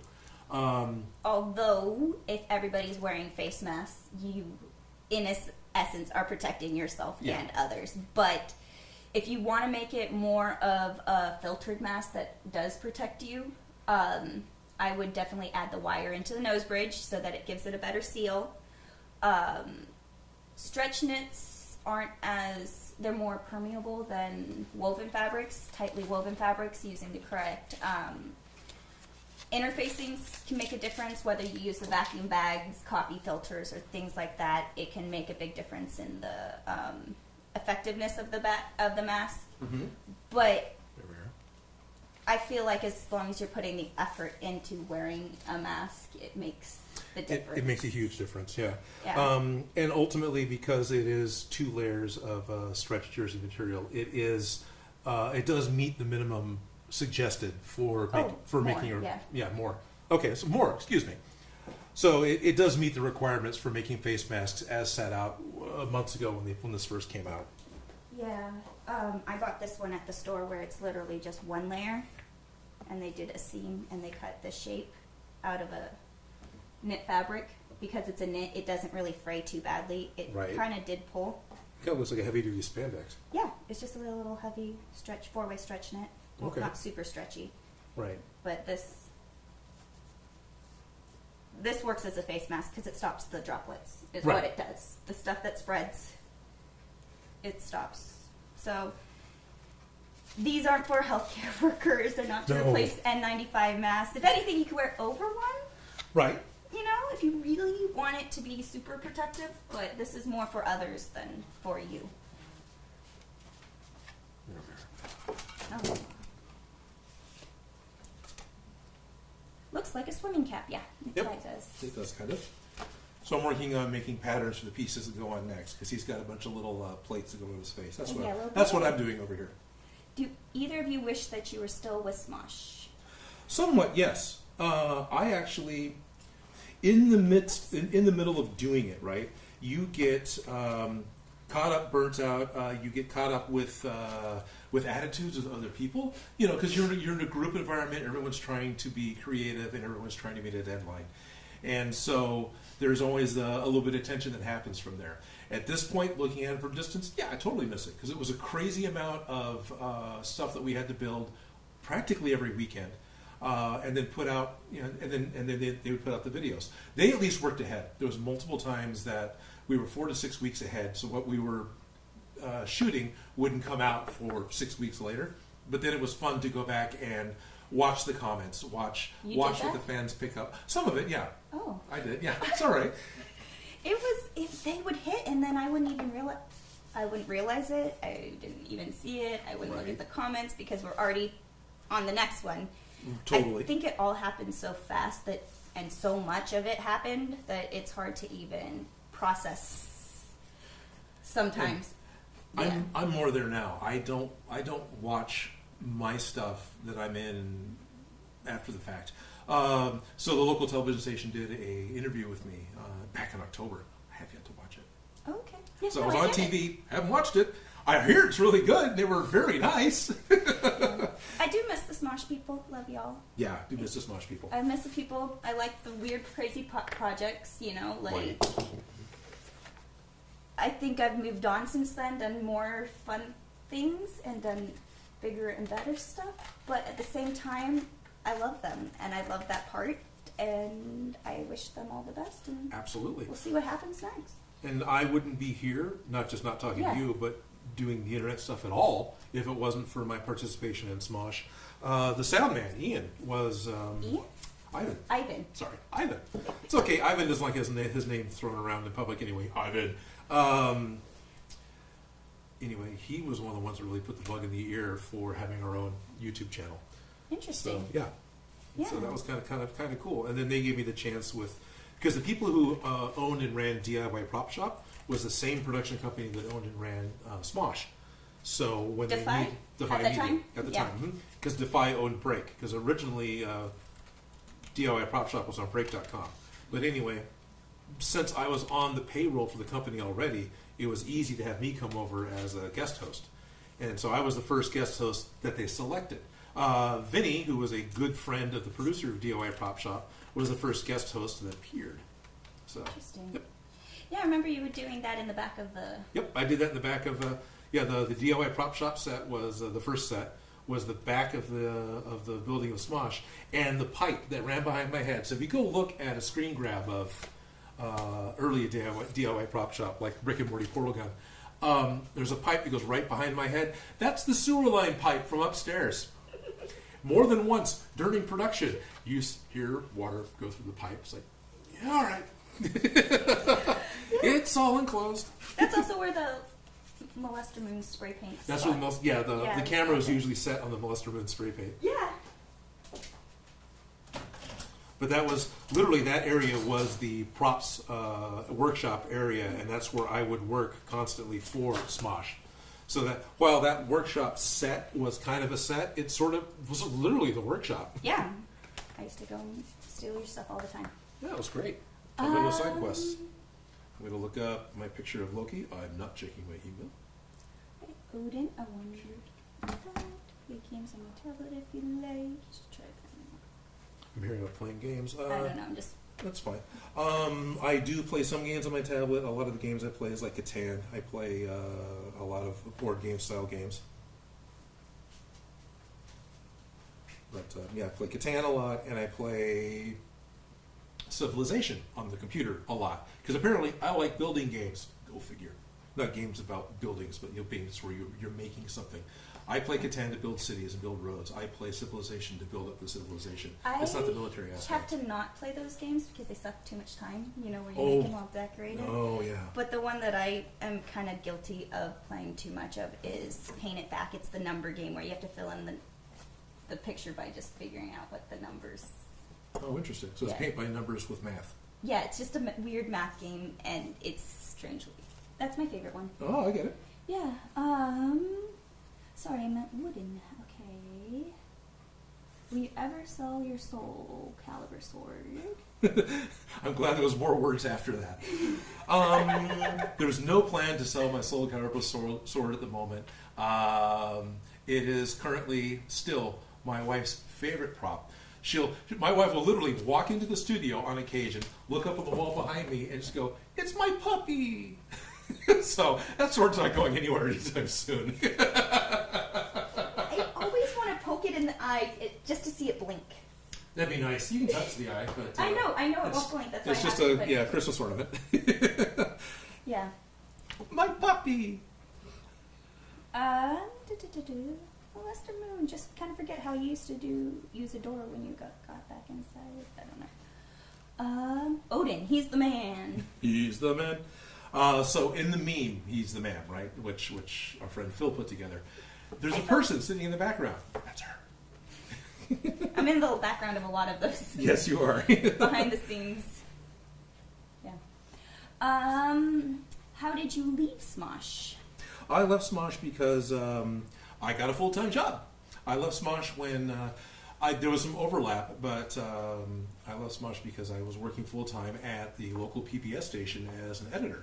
And what I ended up having to do was just cut way back to the point I was no longer on set. I would come in on the weekends still and help the art director, Lindsay Lieberman, with getting stuff built and getting ideas and stuff put together. So I still saw a lot of videos that way, but it just got to be where I had to leave because it was a lot of work. A lot of work. While I worked at Smosh, it went from the two guys putting out 2 videos, every other week. 2 shooting days. Yeah, we every other within week. a week we would shoot 2 videos, so those could come out one a week, and then they would shoot again, and they would do other things to fill in the rest. During that time that I was there, all the other people started showing up. Keith was the first one. Olivia showed up, and they Went grew from the 2 cast people to 7. And then because I started out only having to dress 2 people, or dressing 7 people, per scene, and every scene had a different outfit, as every scene had a different set. Yeah. Right. Yeah, it got pretty crazy. It got very crazy very quickly. Yeah. I left when they moved down to LA because I didn't follow. Right. Yeah. That was basically, I knew it was coming. Yeah. Yeah, knew it was coming. Yeah. They were moving on. They were moving down to Southern California. Decided not to follow. Right. Everyone from Sacramento had the option they could, and most of us didn't. Brennan did. Brennan did. He's still there. Ivan, he's here and there. Ivan's here and there. Ivan's a really excellent sound guy, and he works for Smosh, but he would also work with Yard Crashers, the television show that was shot in Sacramento. Yeah. So Ivan was a sound guy for that production company, and he would routinely fly to Atlanta, Georgia, and do like Vampire Diaries and a bunch of other shows too. So yeah, Ivan went. But I went down to their 14-year anniversary party, and I saw John there. He just went to say hi. Me and him were the ones from Sacramento who went down to say hi. Right, John, the director. No, the camera guy. Yeah. Director. Oh, sorry, Director John. of photography. DV. Sorry. Guy. Yeah. I get the titles wrong. I'm probably saying it wrong. Yes, John, the camera guy. He's an awesome guy. Yeah, and Ryan was there. I don't think he's with them anymore, but he was there when I went down. But he wasn't. I didn't see him because he had left. He wasn't there. But yeah, there's still some people. There's still some people. Yeah. It's definitely a little family. I love them all. Right. I'm really glad they got their control back. Keith is a cool dude. Keith is a very cool dude. Epic man too. You know Keith. Love Keith. Remember the 80s iPod? Not only did I have to run around to the thrift stores to find the right iPod that was from the 80s for that shoot, me and my son hopped into my little truck to drive, I think it was 2 hours south, to buy that big TV. I managed to find the biggest TV that was in production during the time that the Genie was supposed to be around. It was this big Pioneer, like 52-inch rear projection TV, is crazy thing. But I actually got exactly what the script called for off of Craigslist. It was amazing. Don't you love it when that actually Yeah.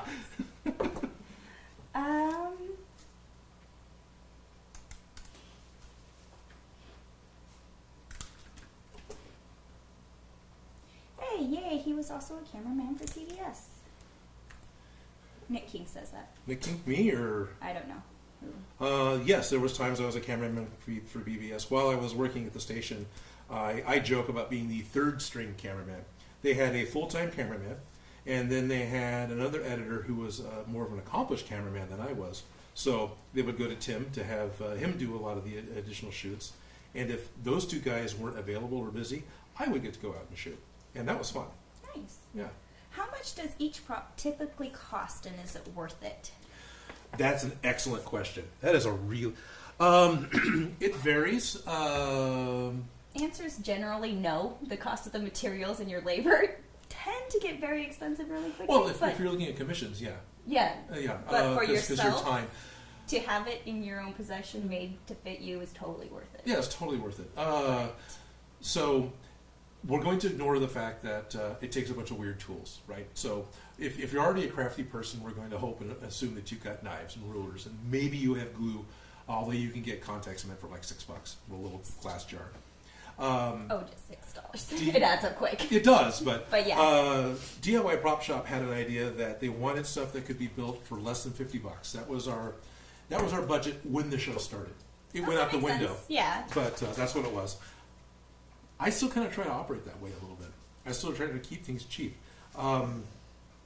I use the HD foam. It's about $15 a roll, but I can usually get 2 or 3 projects out of one roll, except for like the Gundam, which is full body. So my average prop is probably still running around the $60 range. Let's just Which is in not the question. bad. Yeah. And that's not calculating your time, energy, effort, or tools. So, just the raw materials. Just the raw materials. Yeah. So, good question. Yeah, good question. As far as why does it only cost $80 for a commission? Well, because it takes 40 to 60 hours to make. And if you're doing $80 and you're not making anything to recoup your materials, you're charging $2 an hour for labor.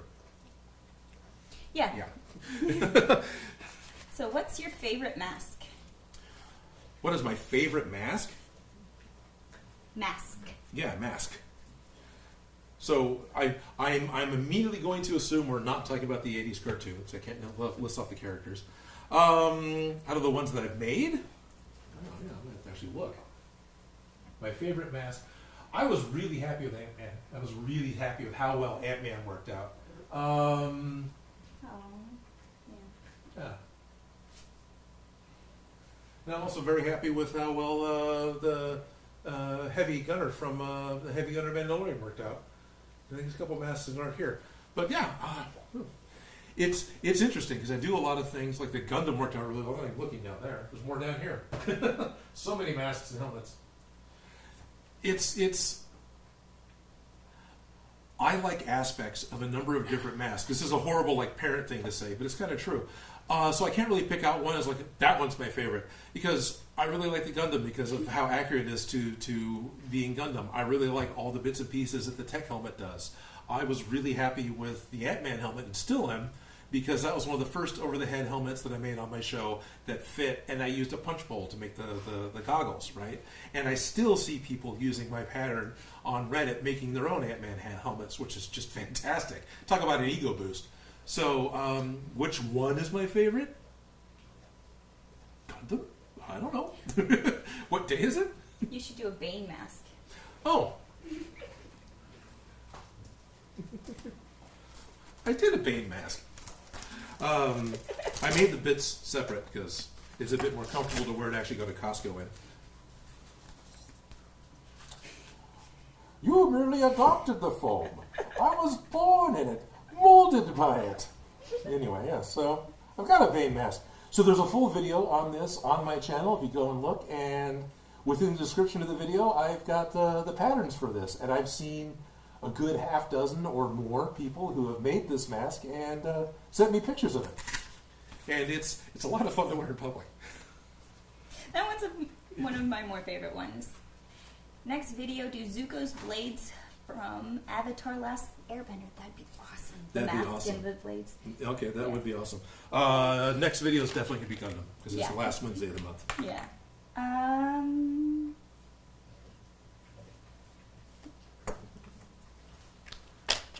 trying to find a silver pen that still works. It's amazing how quickly silver pens die, They really do, don't they? especially on foam. Come on. Nope. I got this one from Staples. I was really happy with these pens for a while. They were cheap and they were more water-based and they worked great. But they're a year and a half old, so they don't work so great anymore. That makes sense. Grab the plaid paints and just draw the little logo on the... So I don't know how well the mic's picking up Toby. He's cleaning his feet, but that's, if you're hearing a slurping sound, that's what it is. Toby. Toby. So what I've done here on the side, I redrew the pattern that I had made for the face, and then I drew out some of the panels that go on over Loki's mouth, and I'm very slowly drawing them out onto some Strongback foam. Strongback is available through Amazon. I'm going to plug them. This is not an advert for Strongback foam. They were just awesome and gave me a bunch of their foam. It is a really good self-adhesive, dense EVA. So this is denser than craft foam. And the self-adhesive that's on it is actually the same self-adhesive that's used for random orbit sanders. So because the company used to make replacement random orbit sander pads, so that's what StrongMac foams comes from. So the adhesive is really good. The Pip-Boy that I had made for Quicksilver Babe, again, video you can see on my channel. It's getting to be 2 years old at this point. Still holds together fine, and it was all StrongMac foam. It was like the first big major StrongMac foam project I did. So that was all just self-adhesive stuck together, and it worked well. It worked really well. All right, I need a pair of these. And I'll do one more of these. I'll have to alter it slightly. Okay, that See makes what I got here. Well, I've got one that's written in Spanish I can't read from Akira.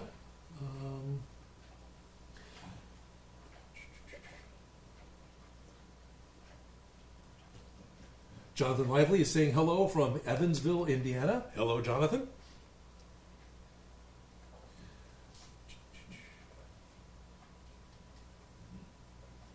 People's asking for what Dark Knight's page is. Akira's again asking a question I can't read. Getting a lot of prop requests, which again I'm not directly acknowledging only because that's all I would do. But I appreciate it. We can. Is it better to buy specific items or in bulk? Depends. Depends. I will start out buying specific items, absolutely, to know for sure that it is what I want. And then in the case of, like, say, cat toys, once I finally figure out that, yeah, these are really useful and I want to use them in my builds, I then went and found, actually I didn't, I had a patron pointed it out to me, found where I could buy them on bulk through AliExpress. I'm still waiting for them to show up. They're supposed to here the next couple of weeks finally. But yeah, I ordered like 100 cat toys, so... But it depends on what you want. Gloves, buy them in bulk. Contact cement, I go through it enough, so I buy it by the gallon. But it's, you know, your needs are going to vary. What's the first prop you've made? What context is the question? I don't know. It just says, what's the first prop you made? I'm like, it depends. Right. What do you count What as do you a count? Well, yeah, and how far back do you want to go? Yeah, does the ones I made for my Barbies count? You know? Right.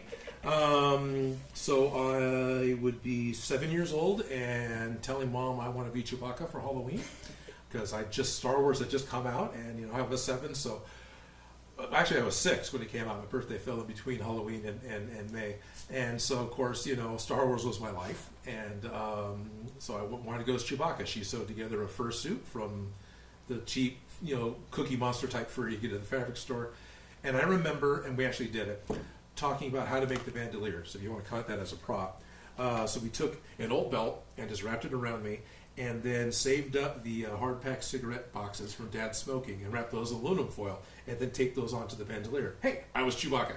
So that would probably be my first prop at 7. And that's how Odin. And that's how Odin makes. Oh, have you made an Assassin's Creed prop yet? Yes. Yes. Made a couple. An axe recently, right there. Yep, Yeah. I've got the Valhalla axe right back here from the new Assassin's Creed Valhalla. Did I do anything else Assassin's Creed? No, not on my channel. Yeah. We did Assassin's Creed stuff for Smosh. Oh, it was one of my favorite projects to work on. Yeah, My first video was the Assassin's Creed music video, Tomahawk Chop. Right. Tomahawk Chop. And then the next year we did an even bigger one. Right. That was With the pirates. The pirates, and Yeah. those sets lasted forever. I've actually still got a little bit of the 2-inch rope from that set. Yeah, I'm all over that video, but I always have a different hair color. Right. But yeah, that one was a fun one. Odin was a furry for Halloween. I was a Wookiee. Yes, basically. Actually, I've been a Wookiee more than once. Later on in the 90s, I made another Wookiee suit where I sewed a very basic jumpsuit, out of, I call it football jersey material. It's probably got a better proper name. That's what I call it. So it's the material's got a big holes. Sports jersey. Sports jersey. Ah, good, I'm close. And so I bought, it was black, and then I sat there with a carpet looming tool, and I tied hair extensions onto the sports jersey. That would make it significantly less hot. It was significantly less hot. And the legs were really packed, really dense, because I didn't know, I started at the bottom, worked my way up. By the time I got up to the upper body, you realized you didn't have to do them as densely. it was like every inch and a half. Yeah, because you had... Because it was also long. It kept layering over it. Yeah. And I actually wore that to Burning Man. Okay, so that could... Yeah, mostly nighttime. And when the wind blew, it went right through it. It pulled you right off. It was great. Actually, if you want to see that, look on YouTube for a song called Running with Bigfoot. This is by a Sacramento band called the Groovy Ghoulies. So, Running with Bigfoot, I'm Bigfoot in that Wookiee suit, in that video. And you can tell it's me because it's just my face with white contacts. And it's got my long hair. My hair used to be long, so the hair extensions that I used for that suit were the same color as my hair, or as close as I could reasonably get. And I made... It's a lot of fun to walk around in the forest in platform shoes with big rubber toes sticking out the front, so I could be Bigfoot. But anyway, that was fun. That was just a weekend shoot. Really quick. Same guy that ended up doing Beyond Geek did that music video. Hi from Indonesia. Hello from Indonesia, or to Indonesia. Also, guts cross-flowing. That's a huge But there lies the end of my furry experience. Doing a Wookiee twice.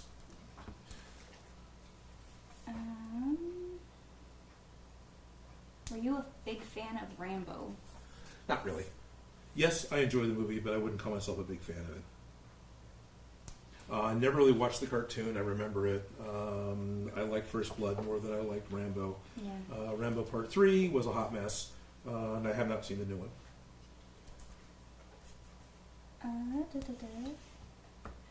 However, UHF, Rael Yankovic, best Rambo scene ever. Because he's got on the big foam upper body suit to be the overly buffed, superstar version of Rambo, because it's a parody, right? Yeah. It's in the movie UHF, Weird Al's running a UHF television station, and he has these crazy fantasies constantly that are just parodies of other movies and TV shows. So they do this Rambo parody. He's Rambo, and all he does is the Sylvester Stallone to the camera constantly, and stuff blows up. And at one point, he's just got a gun, and he's shooting the bad guy, and he just blows up. It's fun. I like things blowing up. That's always fun. Is that your wife? No, just past co-workers. Past co-workers. Yeah. Hello from England. Good day. Oh, what's the wrong one? Shouldn't say good day. That's the other. Top of the morning to you. Sure. Hello. Allow me to be culturally insensitive. No, I'm not wife or daughter, just co-worker. Just co-worker. There was a question that was interesting, but now I'm not seeing it. If you can scroll up to it. Yeah.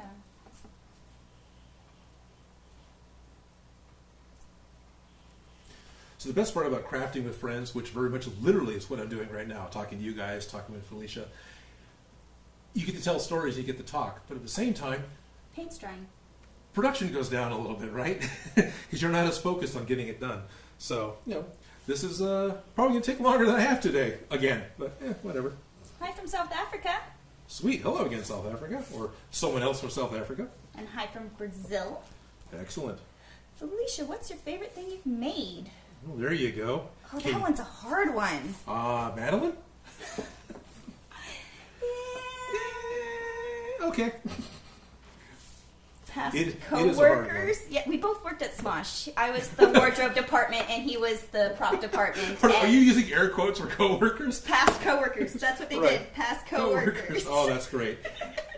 Yeah. No, and then before I was art department, she was art department. No, I was never art department. Weren't you? No, okay, I always helped out with.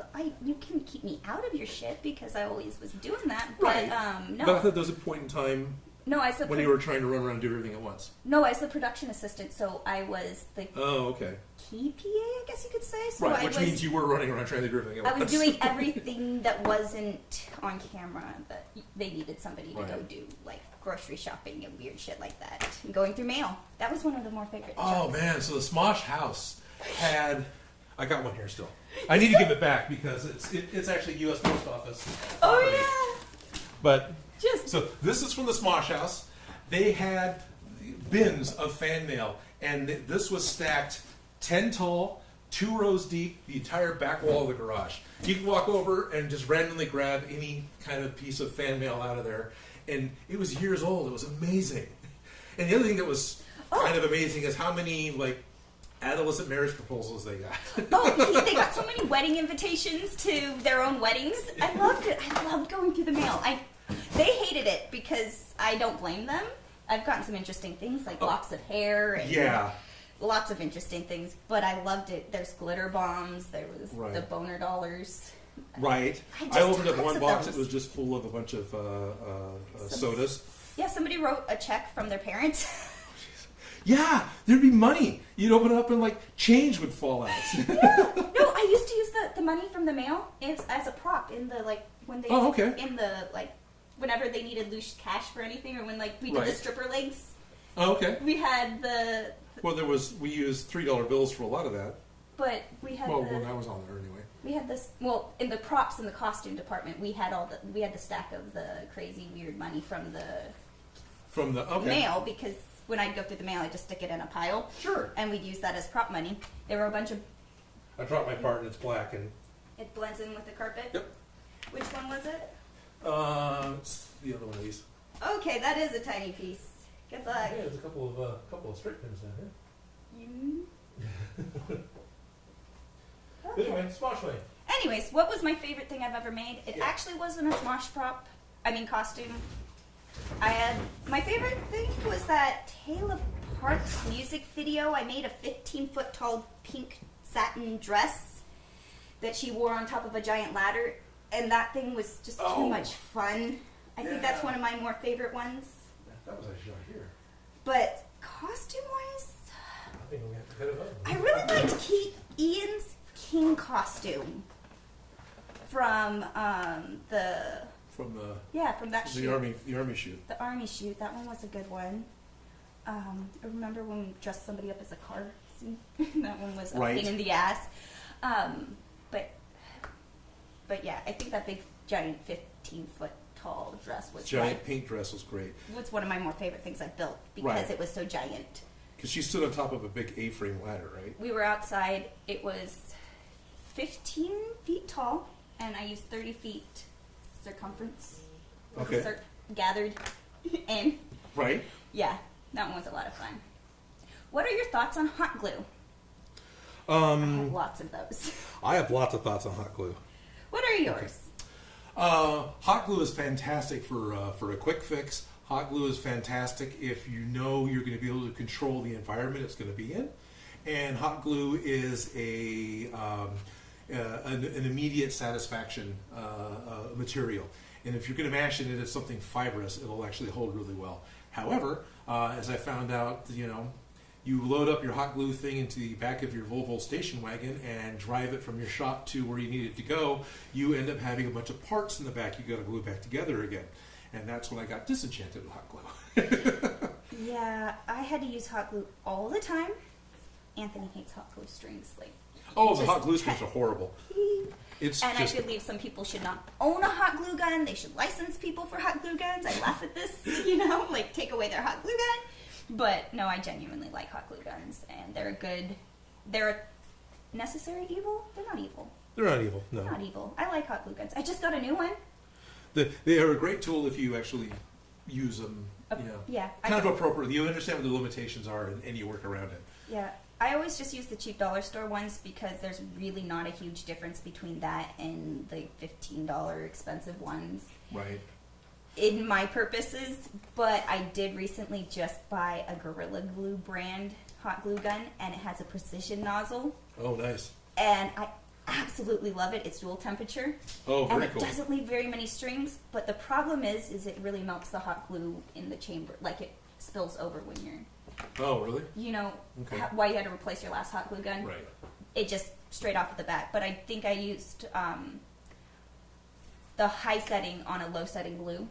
But then it also did it when I did the low setting on that glue. But it was dollar store glue I used in it. So that is always a factor. But if you know how you're using your hot glue, you can do a lot with it. Bill Duran did a really great Funish Props. Bill Duran did a really great demonstration video on doing straps for your costumes, and almost all of them he was attaching with hot glue.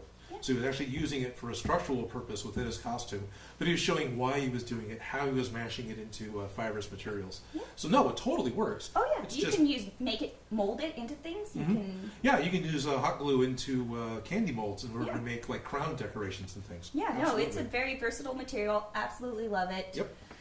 But you have to be careful because sometimes things just. Oh, there's this one dress at the costume shop that was hot glued together. Anyways. Yeah. If you live in a hot environment, it's not going to survive the car trip. Sending hello to Brazil. Hello, Brazil. Hello, Brazil. Hola, ¿cómo estás? Yeah. I'll just butcher trying to say that. All right, that'll work out fine. Do you like steampunk? I actually find it fascinating. I do. like making steampunk costumes. Yes. And using gears and other things for accessories. Like, I really do like accessorizing steampunk. Did a bunch of those weddings at the costume shop. Mm-hmm. I didn't know what to call it. I was very much enjoying the look of steampunk. Before you knew what it was? Long before I heard of what it was called. I can't, Jules Verne, whatever. Yeah, totally. I like the aesthetic. I haven't done any steampunk props on my show, mostly because I'm emulating things that are from media and movies. But no, totally, I like steampunk. I love the steam era and the Jules Verne look. There was a role-playing game, Space 1889, that was all about steam-powered airships and top hats and full suits as you adventure through space and battle each other, and that is some great art. Brazil doesn't speak Spanish, we speak Portuguese. I know, but I know it's also similar. Hope you know what hola is.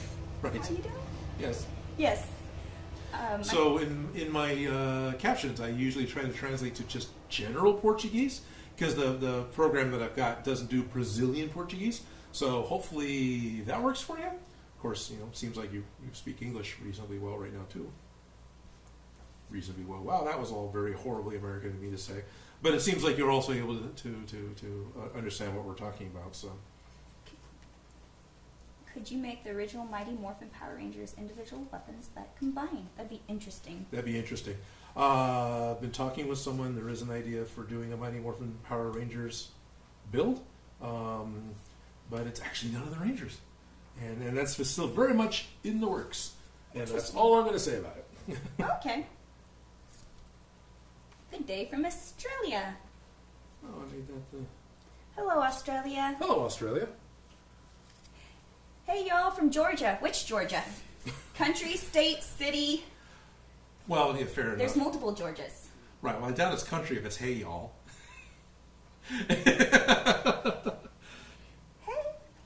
Could be. That's why I asked. It's a good thing to ask. Yeah. Hello back to you.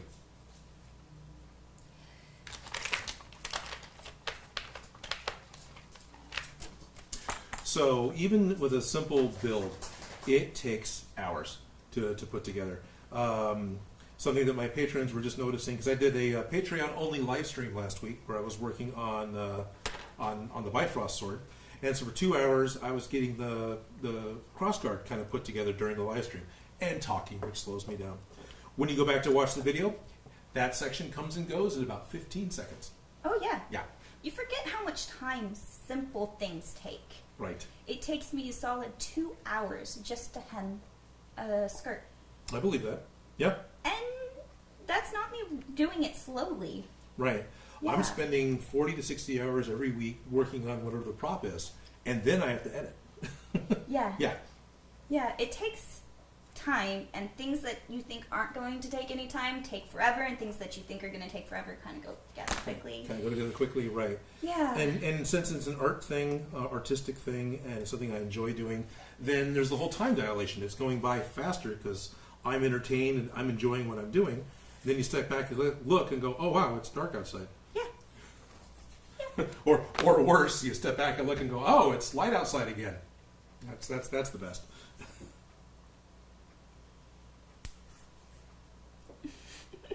You should cosplay as Danny DeVito. Hey, John Leguizamo did 2 different roles as a short person. Sure, why not? 6 feet tall, I can do Danny DeVito.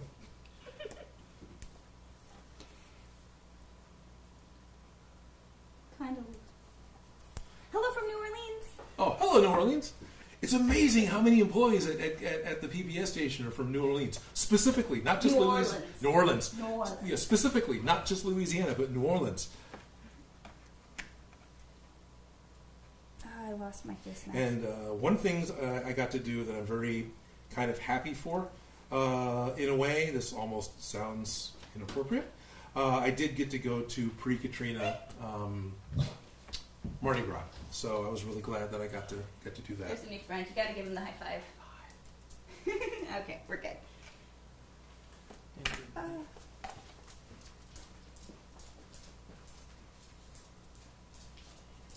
There it is. I need the reference photo. Oh, that's such a simple little shape. Okay, what was the best prop you made? Is that to me or to you? Odin. Odin. What was the best prop you made?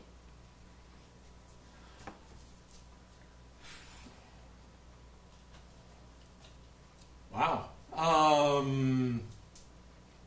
That's gonna vary. That's all over the place for me. You get asked this question all the time. I get asked this question all the time. Yeah, I probably answered it right. Face masks, not face masks. You make so many props that it can change. It can change, and it does change. And no, I do get asked this question all the time. I'm trying to remember now. Let's say, best. Right, that was the question, right? Mm-hmm. So what would be best? Okay, so what did I do? Okay, sure, best prop. And it is kind of a prop, but unfortunately it's so big and is of a size that it kind of falls into set. When I was working at Play in 1998, I got to build a very simple recreation of the original series Star Trek bridge. And this thing was 19 feet wide. It had turbo lift doors in the back that worked. And it had it wasn't just the captain's chair. The joke of the show was two guys on a couch. So it was double sized, so it was a captain's couch. So you had the two characters that sat there.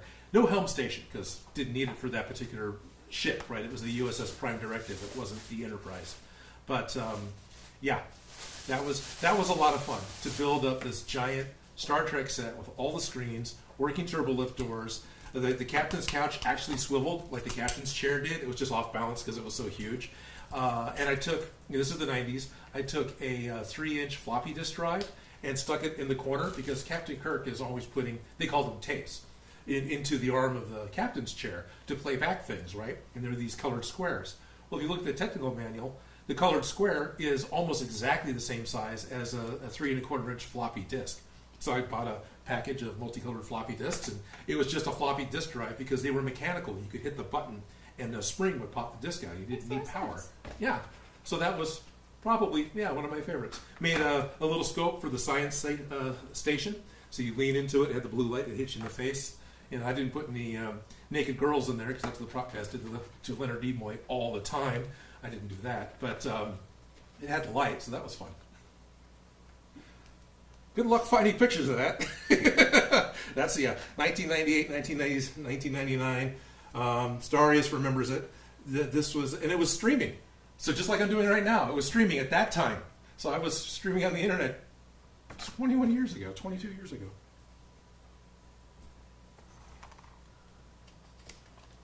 Hello, Ethan, Diane / I no got 5 name. minutes, so I'm not going to try and cram another piece in. Okay. Well,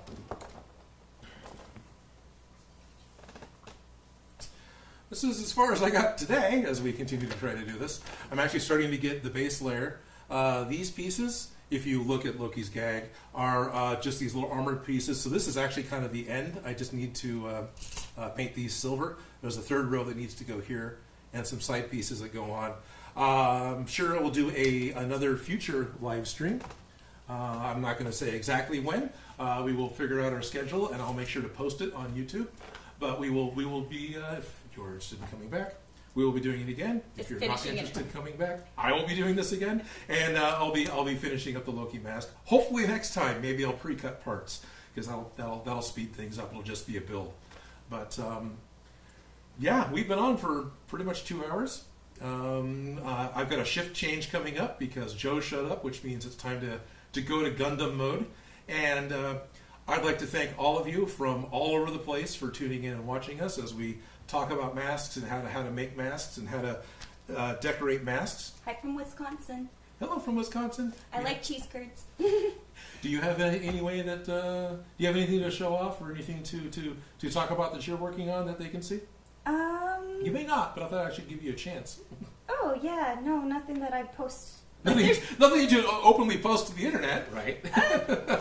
I don't know, very private, very shy. Hi, people. It's all good. No, it's okay. No, I don't have anything. Don't have anything? Okay. I don't have anything. Sorry. I usually work behind the camera and not in front of it. That was me for years. Yeah. So, hi, y'all. So, this is Felicia. She came on to help me again, and I appreciate it. And I think you know who I am. I'm Odin, and Joe's over there. You can't see him, but thank you guys very much for coming in, tuning in, watching us babble about our past, and slowly put together a mask. And thank you for wearing face masks. Yeah, thank you for wearing face masks. Remember, you have to wear a face mask, but you don't have to wear a dull one. It is an excuse to cosplay in public every day, and you should take that opportunity. Agreed. Yeah. If you have to wear it, If you have to wear it, might as well be cute. yeah, geek out with it. Why not? No. I never put the logo on this thing, but I'm in the process of it. Okay, careful, you got a pen. I know I threw it. But yeah. Yeah. Yeah. Have fun. All right. So, thank you guys very much. This is us signing off.